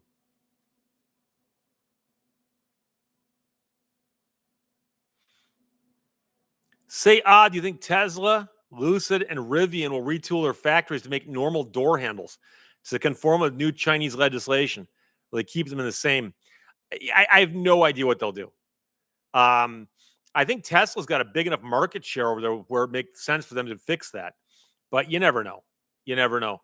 The concern I always have, and I have the problem with my Viper, is the door locks are electric. And so I have to tell people, by the way, just so you know, there's an emergency door release right behind your head, depending which side of the car you're on, but you're always going to be over there because I'm driving. So theoretically, if you can't get out because the door locks don't work, you got to reach up there and flip this thing and it pops the door open.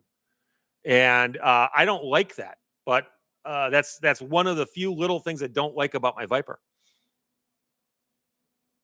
Tin door tailgate. Remember Ernie Harwell? Remember him well. 116-356-2. When's your next book signing? I want to come just to write you a check, and I'll happily take one from you. I don't have any set up right now, and I keep saying I am available for book signings. If you know somebody in the southeastern Michigan area who owns a bookstore or a library or some organization that wants to have somebody come in and talk for a little while, I have a PowerPoint presentation. People love it, and here's the thing: I'll even sell the books and give the profit to the organization if it's like a club raising money. I'll even do that. I just love talking about my stuff. So if anybody out there knows such a person, entity or otherwise, have them contact me.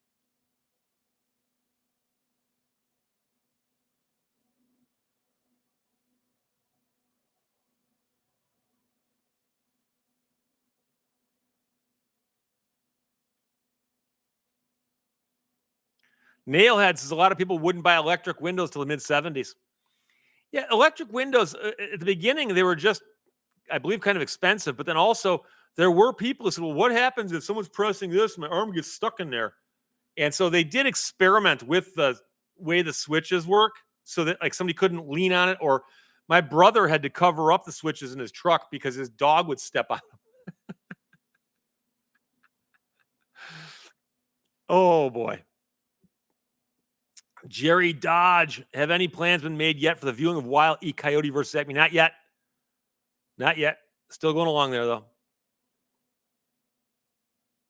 Zafar Syed, Daytona 500 or Olympics? I'll flip back and forth. Depends on what they have on. If anybody I like is playing hockey, I'll watch that. But on the other hand, if they're doing something like I don't know. It's a sport where you ski down a hill and you jump a bunch, but then they time you, and then there's like they add up the points of everybody in the team. And oh, by the way, all do the exact same two tricks. No, I won't watch that. I just offended like 4 people.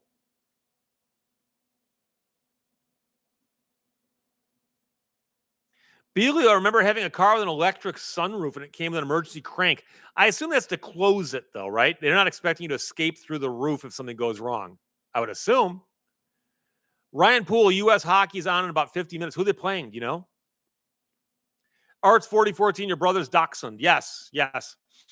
In my family, it was me and my brother Dave, who passed away in April, who were the dog people. I had 2 Shetland sheepdogs for quite some time.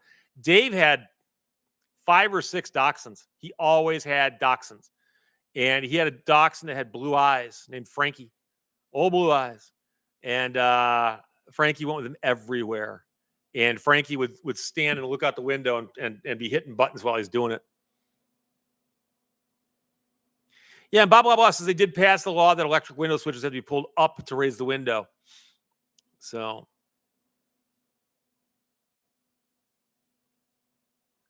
Dan Boyd, I first saw power windows in a big, beautiful 66 to 70 electric 225 convertible back in the early 70s. Big old land yacht. Ryan Pulley playing Germany. That could be a decent game. 858 Bill, I much prefer the Indy 500. So do I. And I don't follow it that closely. I don't watch any other Indy races, but I'll watch the Indy 500. When I was a little kid, I listened to it on the radio. I've always loved the Indy 500. AJ Foyt, back in the good old days.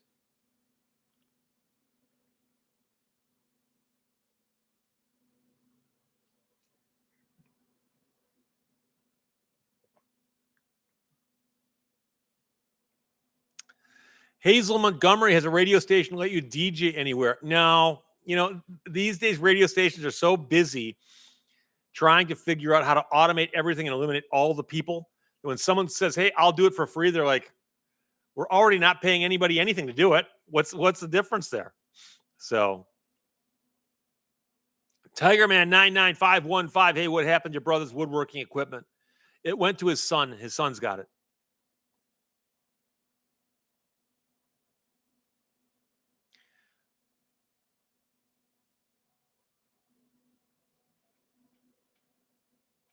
Lewis Browning says, "Is a copy of Dodge Daytona and Plymouth Superbird by Steve Lehto for $63 on eBay." Yeah, when the book comes out in paperback in the next couple months, those prices will probably drop, but it won't be hardcover. So, Dan Boyd, AJ Foyt refused to suffer BS. He was one of the last of the old school driver, owner, mechanic, engineer guys. He, for the longest time, built his own cars, made his own engines, and it was just him. And other big companies would come along and there'd be racing teams, and it was just AJ Foyt Coyote, Gilmore.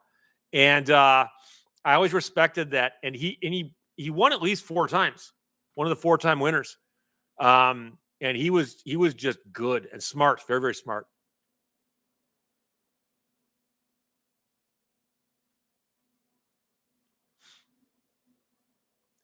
Anarchy Skywalker says, "I'm a legal studies student at Purdue. If you could give one piece of advice for choosing a law school, what would it be?" That's a tough one. If you can get yourself into Harvard or Yale or Michigan or Stanford or one of the top 10, top tier schools, obviously you go there. But if you can't, where you went to school will not matter as much 2 or 3 years out as other things. So I would try to get through law school with as little debt as possible. And I'm being serious. I know people who got out of law school 20 years later were still dragging their student loans around. And don't underestimate how much that will impact you down the road. So if you can go locally, live at home, live cheaply, that's the best thing to do. And many people right now are going, "But Steve, that's not what you did." And how do you think I know? Lewis Browning, Italian Hall official transcript of coroner's inquest. Steve Lehto, Upper Michigan, $39.99. I think you can buy that off of Amazon right now for cover price, but I could be wrong.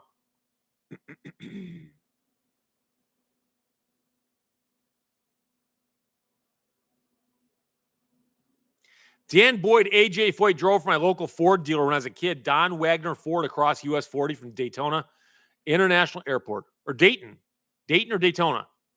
Now Bo Town, since I saw the race there as a child. Yeah, I've never been to Indy. I've never been to Indy. I've never been to Daytona. So Doug Jones, what's the cheapest you remember for a gallon of gas? 25 cents. Price wars on Woodward Avenue. There was a time you drive down Woodward Avenue in Detroit, and every major intersection would be 4 gas stations. 4 facing each other. And they're making money off being mechanics and so on, but they are also gouging each other on the prices, trying to get people to come in. So, Spec 00, were you ever a public defender? Yes, for a little while. Didn't do a whole lot of it, but I did a bit. There was one courthouse in particular that named me to a bunch of cases, and then a couple others. But I very quickly just said, I'm just going to focus on nothing but automobile warranty law and consumer protection. Anarchy Skywalker, thank you so much for answering my question, Professor. Well, thank you for asking. Mike Torello says Q104.5 radio in New York advertises always having a real human on the air. That's cool. Some stations have done that in New York. Where? New York City or the state of New York?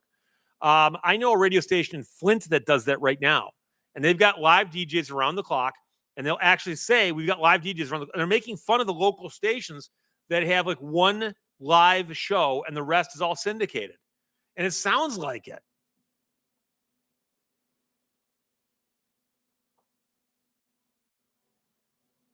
Standard deviation says going to the university in the late 70s, parking availability is a big factor. I'm only laughing. I went to school in Los Angeles. I had to park like 6 blocks away and pay for parking on a monthly basis at a little private lot. Some guy bought a vacant lot, was charging to park there. All he did all day long was watch people. And you know, and that long walk in was hilarious. So, Vinny Sluga, how was your Valentine's Day? It was nice. Went to Chelsea, Michigan to see a play at the Purple Rose Theater, owned by Jeff Daniels. The Creativist, hello, Steve. I hope you're doing well. Nice T-shirt. Well, thank you. It is, in fact, an Eddie Bauer, as are many of my relaxing, non-regular channel T-shirts.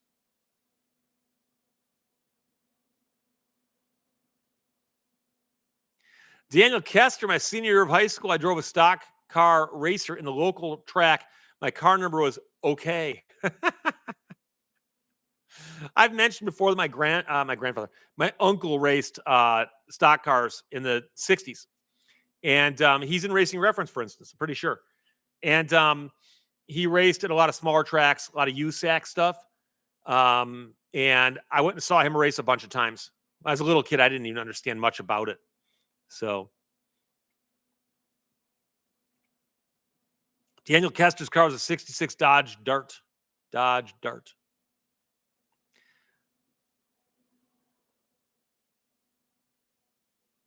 Bill McMahon had the cheap college experience of all time, living at home, didn't have a car, a girlfriend, worked part-time. Mom got him 90% off of tuition because she worked there. That's the way you do it. Opinion Red, if I owned a radio station, I'd make all the DJs AI. They had them sound like various cartoon characters. Oh, there's all kinds of stuff you could do. You'd have to be very, very creative, but even so, people would probably get tired of it pretty quickly.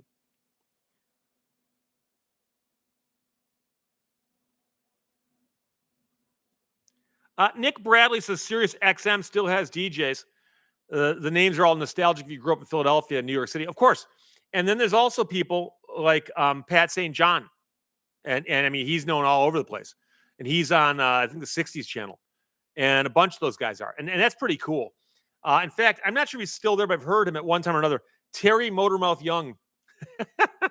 The guy could talk 100 miles an hour. Just, and he worked at CK105 in Flint at one point, and he worked at WDTX in Detroit at one point. And he popped up on Sirius at one time or another. But the weird thing about Sirius is most of those DJs are remote. They don't go into New York to do it. They're doing it from a home studio, and they're also not doing it live. They're voice tracking it, recording all their breaks, and then drop boxing them, and somebody puts them all in. Or there might even be a way to do it where you can load them remotely. In fact, I'm sure that's what it is. Blah, blah, blah says University of Cincinnati. Is that the Bearcats? Let employees go to school for free, including our son. New York Outcast says 90.5 FM has DJs. Is that a commercial station or is that educational? Down at the left end of the dial is often educational.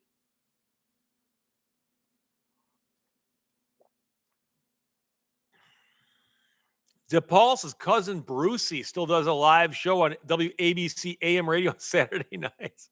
Cousin Brucey. He's a great guy. He's been around for 1,000,000 years.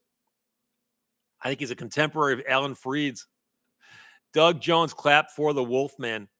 I was watching on YouTube, and it was Sugarloaf doing their song "Don't Call Us, We'll Call for Don't Call Us, We'll Call You." And there's a line in there where they have Wolfman Jack go, remember the Wolfman from Stereo 92? And they had him come out on stage and do the line. 858 Bill. I use my real name. I was just Steve Lehto. It's such a simple name. No one knows how to spell it, but at least you hear Lehto and you go, oh, Lehto. But I wasn't going to be like, I'm Steve St. Michael's. I'm Michael St. Stevens.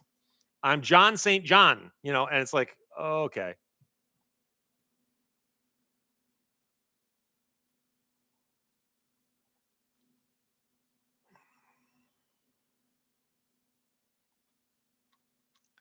A snarky Anarchy Skywalker. Sorry, I mispronounced your thumbnail, your handle. Don't mean to pester you. You aren't.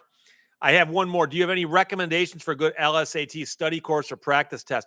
I went and paid the money to take Kaplan, Kaplan, Kaplan.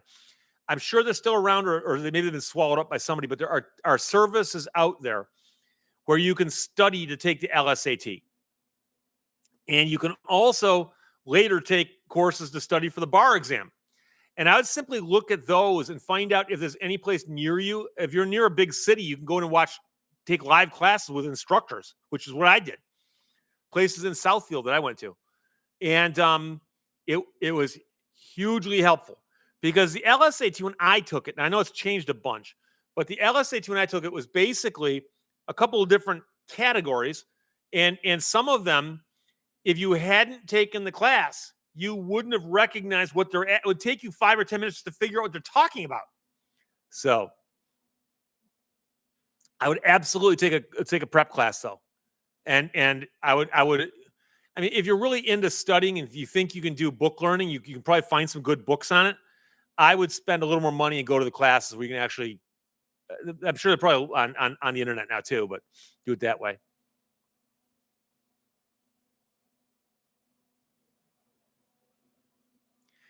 Go try them. Have you ever been an auctioneer? No, but that's one thing I've often thought about because I watch those guys, and sometimes I can get up to that volume of talking, the speed of talking, the velocity of it. But I find the whole rationale weird. You slow down what they're saying, they're going, 13, 13, 13, 14, 14, 13, 13. Do I have 14, 14, 14, 13, 13, 13? Do I have 13, 13, 14, 14, 13, 5, 13, 5? And I'm watching it, and if they didn't have a thing on the screen telling me what the current bid is, I'm like, I don't even, what's this guy saying? So if I ever went to like Meekum or Barrett Jackson, I'd go find one of those assistants and stand there and go, here's what I'm willing to bid. And if they hit that and I'm no longer the high bidder, ask me again and explain to me what's happening. So, oh.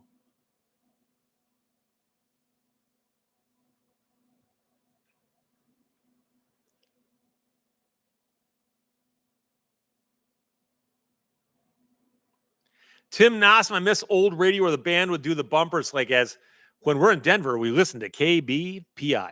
I've actually got a couple of those. I got to dig them out. I had the guy from Randy and the Daytonas, Little GTO. I'm drawing a mental blank on his name. And he actually said whenever he's in Flint, he listens to WTRX and Steve Lehto.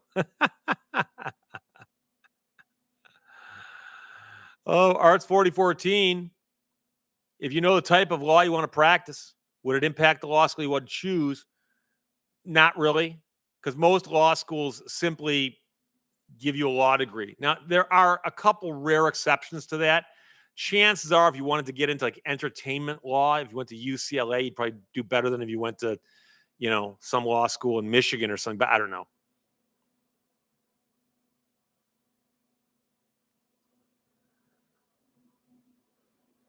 Fred Blowers, if someone has one of your books and sends it to you with prepaid return postage, will you sign and return it?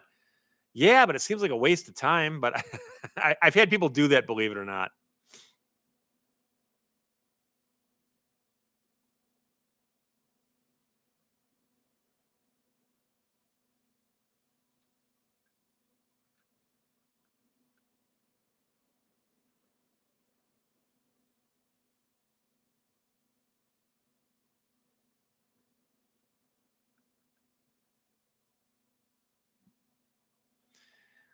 Ewan Riordan, do they call it entertainment law or is it just contract law?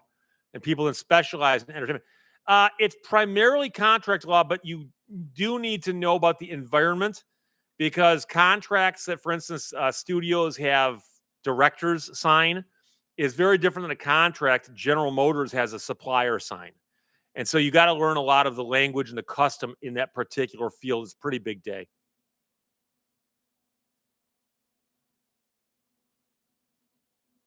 Jennifer, what's the oldest law school student you've heard of? Well, I had one in my class. A fellow student of mine was in her 60s, and I'm not sure of her exact age. It's been a while, but she graduated and practiced law. Arts 4014, the auctioneer rant imposes energy and urgency. Yes and no. I've watched auctions being done by some British auction houses in the old school where they've got the thing that looks like a gavel with no handle on it, where they tap it. I've seen that before. And, you know, they don't go as fast, but it's easier to understand.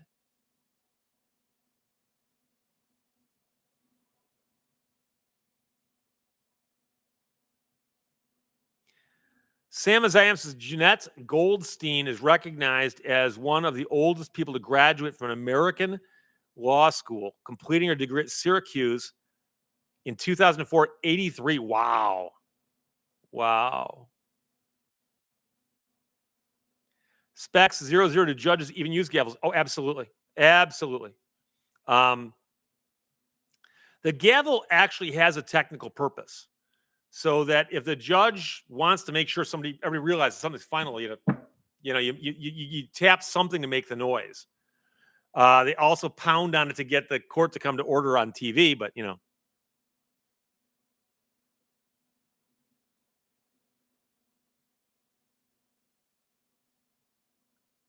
Chuck Whitehead, what kind of law do you study if you want to go into sports? You mean like being like an agent or something? That's pretty much entertainment law. Same thing. Very, very similar.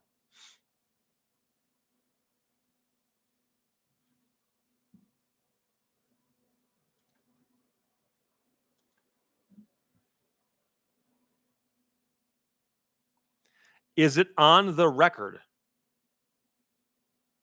Oh, no, they don't actually type like bang the gavel.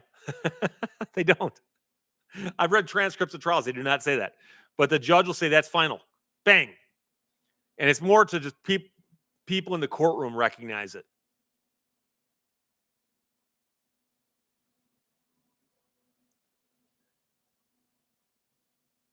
Lewis Browning says contract law, but the problem with contract law is that contracts are something you study in law school regardless.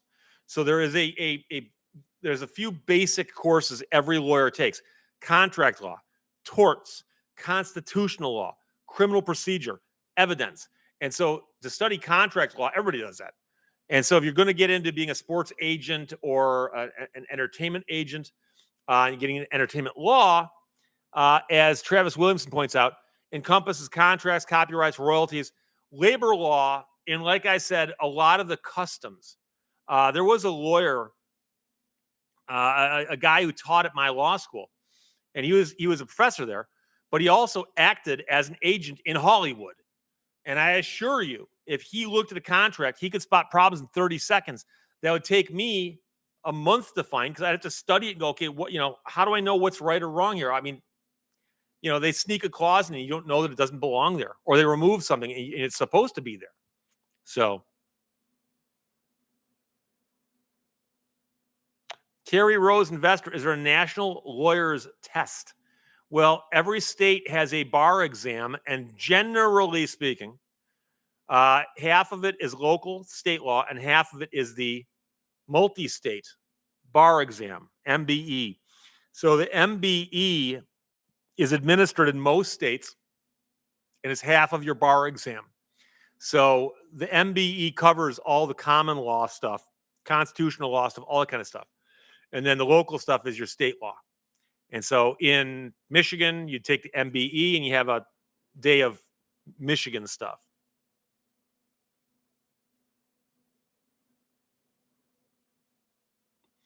Jerry Dodge, what's the heaviest music you listen to? I like Faith No More. I like Tool. I'd have to think beyond that. But I always tell people, I go, check out Faith No More's Small Victory. One of my favorite songs of all time. People go, you like that? I'm like, yeah, of course I like that. Steve BM says, I think it's interesting how most politicians were lawyers. That percentage kind of waffles. At one point in time in Michigan, the most common profession practiced by legislators was teacher. A lot of teachers were in Lansing.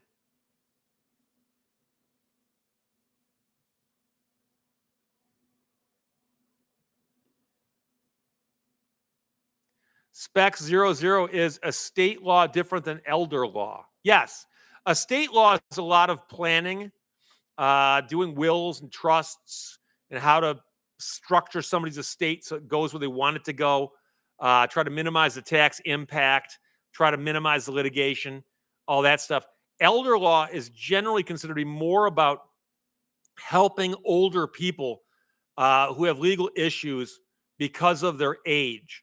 And a lot of times it is the things that elderly people encounter in their lives or that their children encounter trying to take care of them.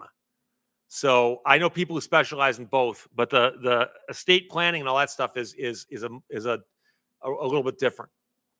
Sig 226, we care a lot. That's a good song too. Ian Gotti, does every state have an LSAT? I don't know. I assume so, but I could be wrong. I remember back when I was looking at law schools, this is a long time ago, that I found a book on how to get into law schools, and it listed like every law school in the country, and it says what their average GPA is and their average LSAT score was on each incoming class. And I don't remember seeing any saying they don't take it. So.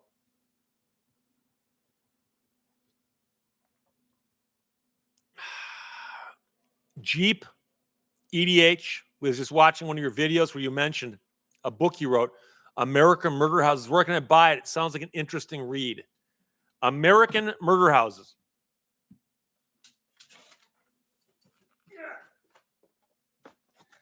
I got a box of them right here.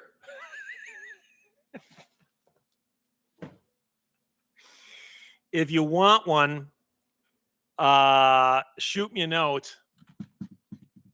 Hang on. Something got underneath my keyboard.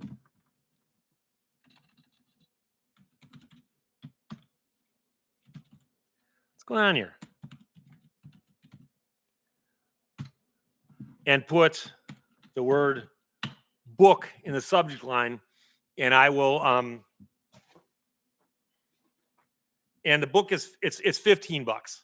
So it's book. It's got a photo section in the middle of the houses. And I will sign it, mail it to you any place in the United States of America. It's got to be the U.S. I can't send them to Canada or New Zealand just yet. And if you want one, do that. And I will email you the invoice. And then you got to pay the invoice. And then you got to send me your mailing address. So like I said, $15. I got a case of them right there. I dragged those things around to book signings, and I forgot to bring them with me on Thursday night, although I sold so many Turbine car books, it didn't matter. Steve says, probably 18 when I first heard Faith No More, and they had a song called Midlife Crisis. Now I'm 50. W8, ITC, are they signed? They will be. I'll sign it to you. They will be personalized signature. Nick Bradley, what do you use to level the workbench with now?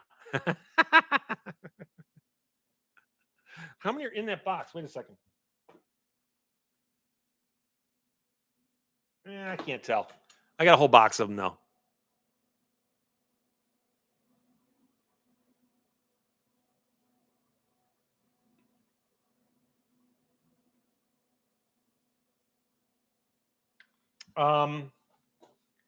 The words in the title are not struck out. Those are supposed to be, I'm guessing, like claw marks or something. You can still read it, right? But yeah, I can tell you one thing as an author. Yes, I use square specs. As an author, I write the contents of the book, and I go back and forth with an editor about it. I found all the photographs in the book, and then we put it together. The publisher gets to name the title, and they get to do the cover. And now I've been lucky where I've had publishers who are very, very good at that. I've heard horror stories though, but I had no say on that cover at all. They just did that. So there you go. Sub GR, when does the Winged Car book come out? Probably March or April. Spec 00 is Cult of Personality, a history retrospective. Yes, on some level.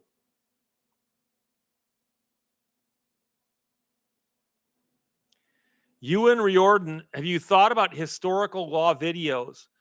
A little bit, but when I started this channel out over 10 years ago, I tried all kinds of stuff. And I was doing stuff like that, and they didn't do that well. I might try it again, or I might do it on my backup channel. I do have a second channel. It's called Steve Lehto's second channel.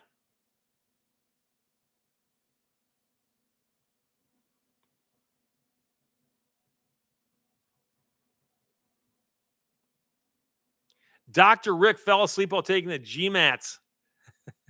I surprisingly ended up with an above average score.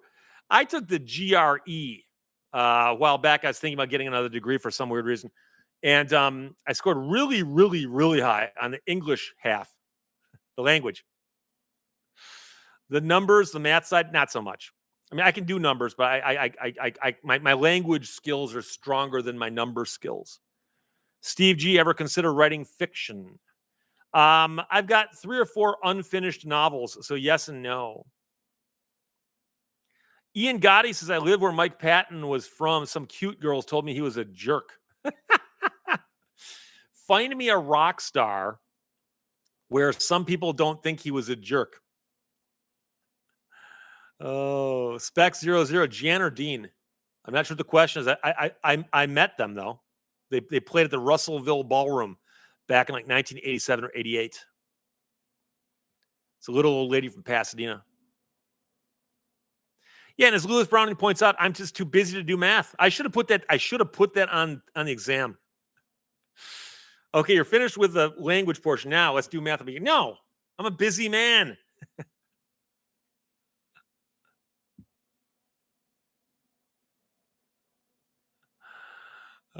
Standard deviation scored high in English. Who's learned use to talk? Now, the funny thing is I forgot what they call it on the GRE. Someone would know. And it's basically a really weird math section and then a language section. And all I know is that on the language side, I scored really high. So.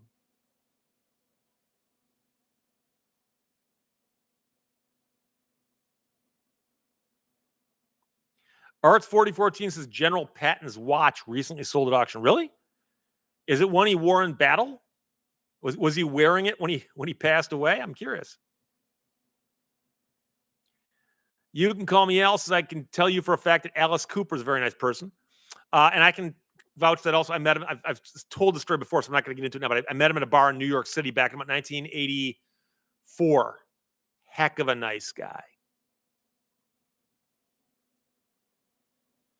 Kathy Putman says, verbals, I scored highest there as well. Tim Nossen, any plans on an autobiography of your interesting life? Not just yet. I haven't accomplished enough. Travis Williamson, are you familiar with Gentex in Holland, Michigan? Auto dim mirrors, high-tech auto and aviation glass. No, I'm familiar with the technology, but that company doesn't ring a bell. I assume it's one of the many suppliers to the auto companies.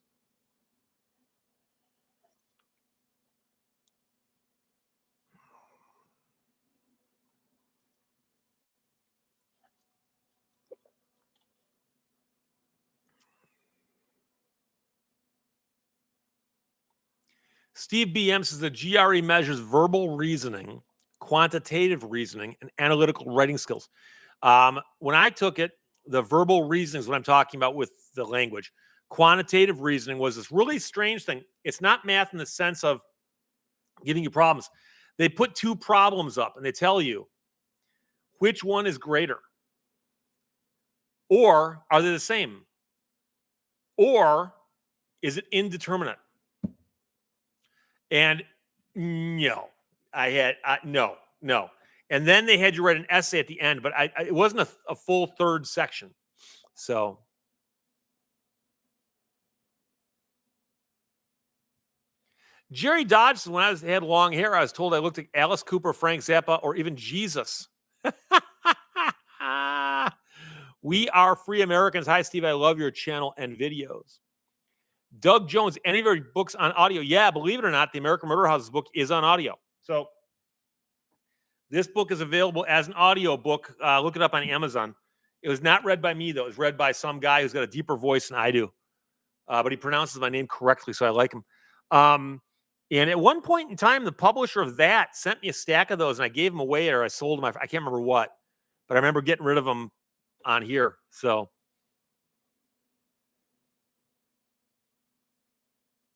yeah, Alice Cooper's playing in Dayton this summer. So, Steve, he's actually touring. In fact, I know some people who saw him this past summer at Pine Knob.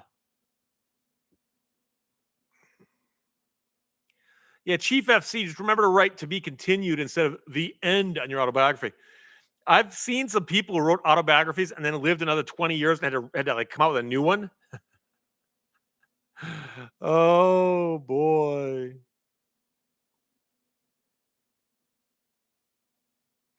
You can call me Al, says Mike Rowe could do the audible version of your book. Yeah, no, I'd have a hard time doing it. I'd get bored real fast, and I would probably start talking too fast. They hired a professional voice guy. I never met him, but I remember they sent him. I'm like, oh my God, this guy's good.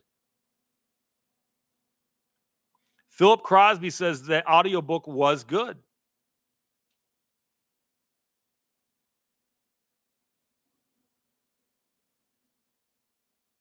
Lewis Browning says, where is Johnny Rotten? I mean, Johnny Knoxville.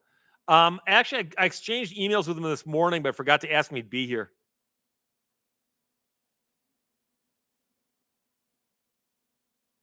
Oh, the watch from Patton was a gift from his parents when he graduated West Point. A Patek Philippe minute repeater with split second chrono. His family was wealthy. Yeah, he also competed in the Olympics, believe it or not. I believe one sport that's archaic where you like raced on a horse and did a bunch of other stuff and possibly even target practice, I believe. Johnny Z says the Canadian robot lady would be a good audiobook voice. I should ask her to narrate the Lemon Law Bible for me. That'd be great. And tell her specifically to try to make it as Canadian sounding as possible.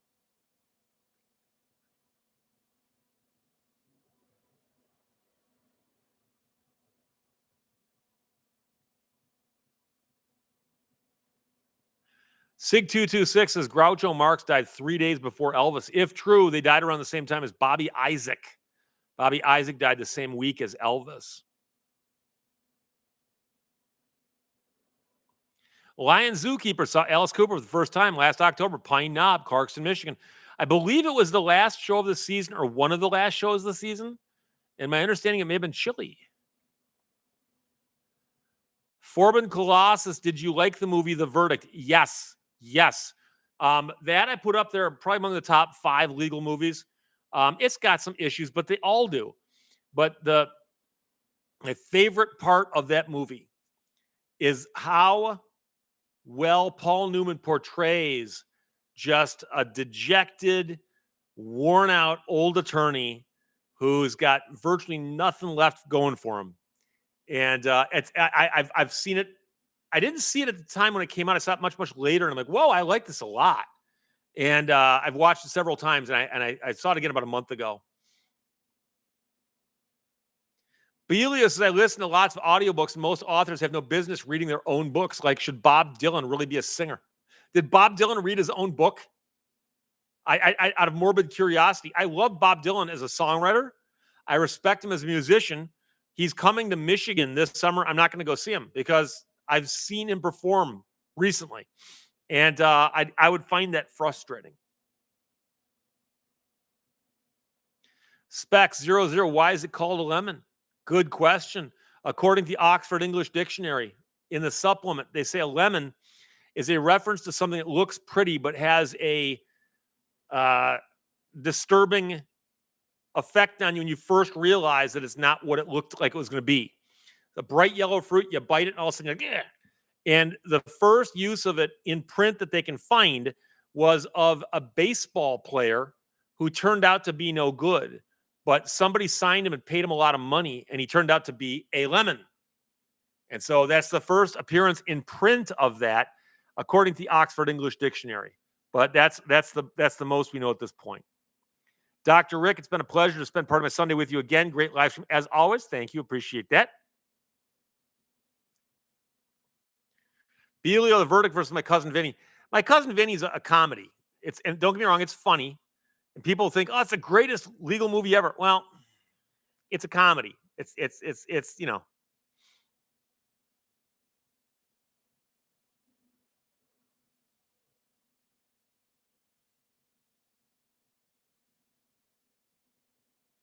Belios, Keith Richards reads his own book and actually does a good job. Travis Williamson patented modern pentathlon with his shooting and equestrian and fencing, etc.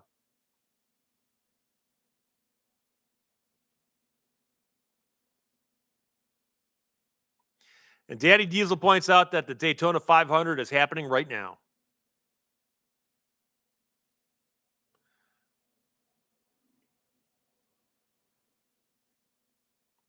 And Echo Trex points out that Chet Lemon, the Detroit Tigers, was not a lemon. Very good player. Very good player.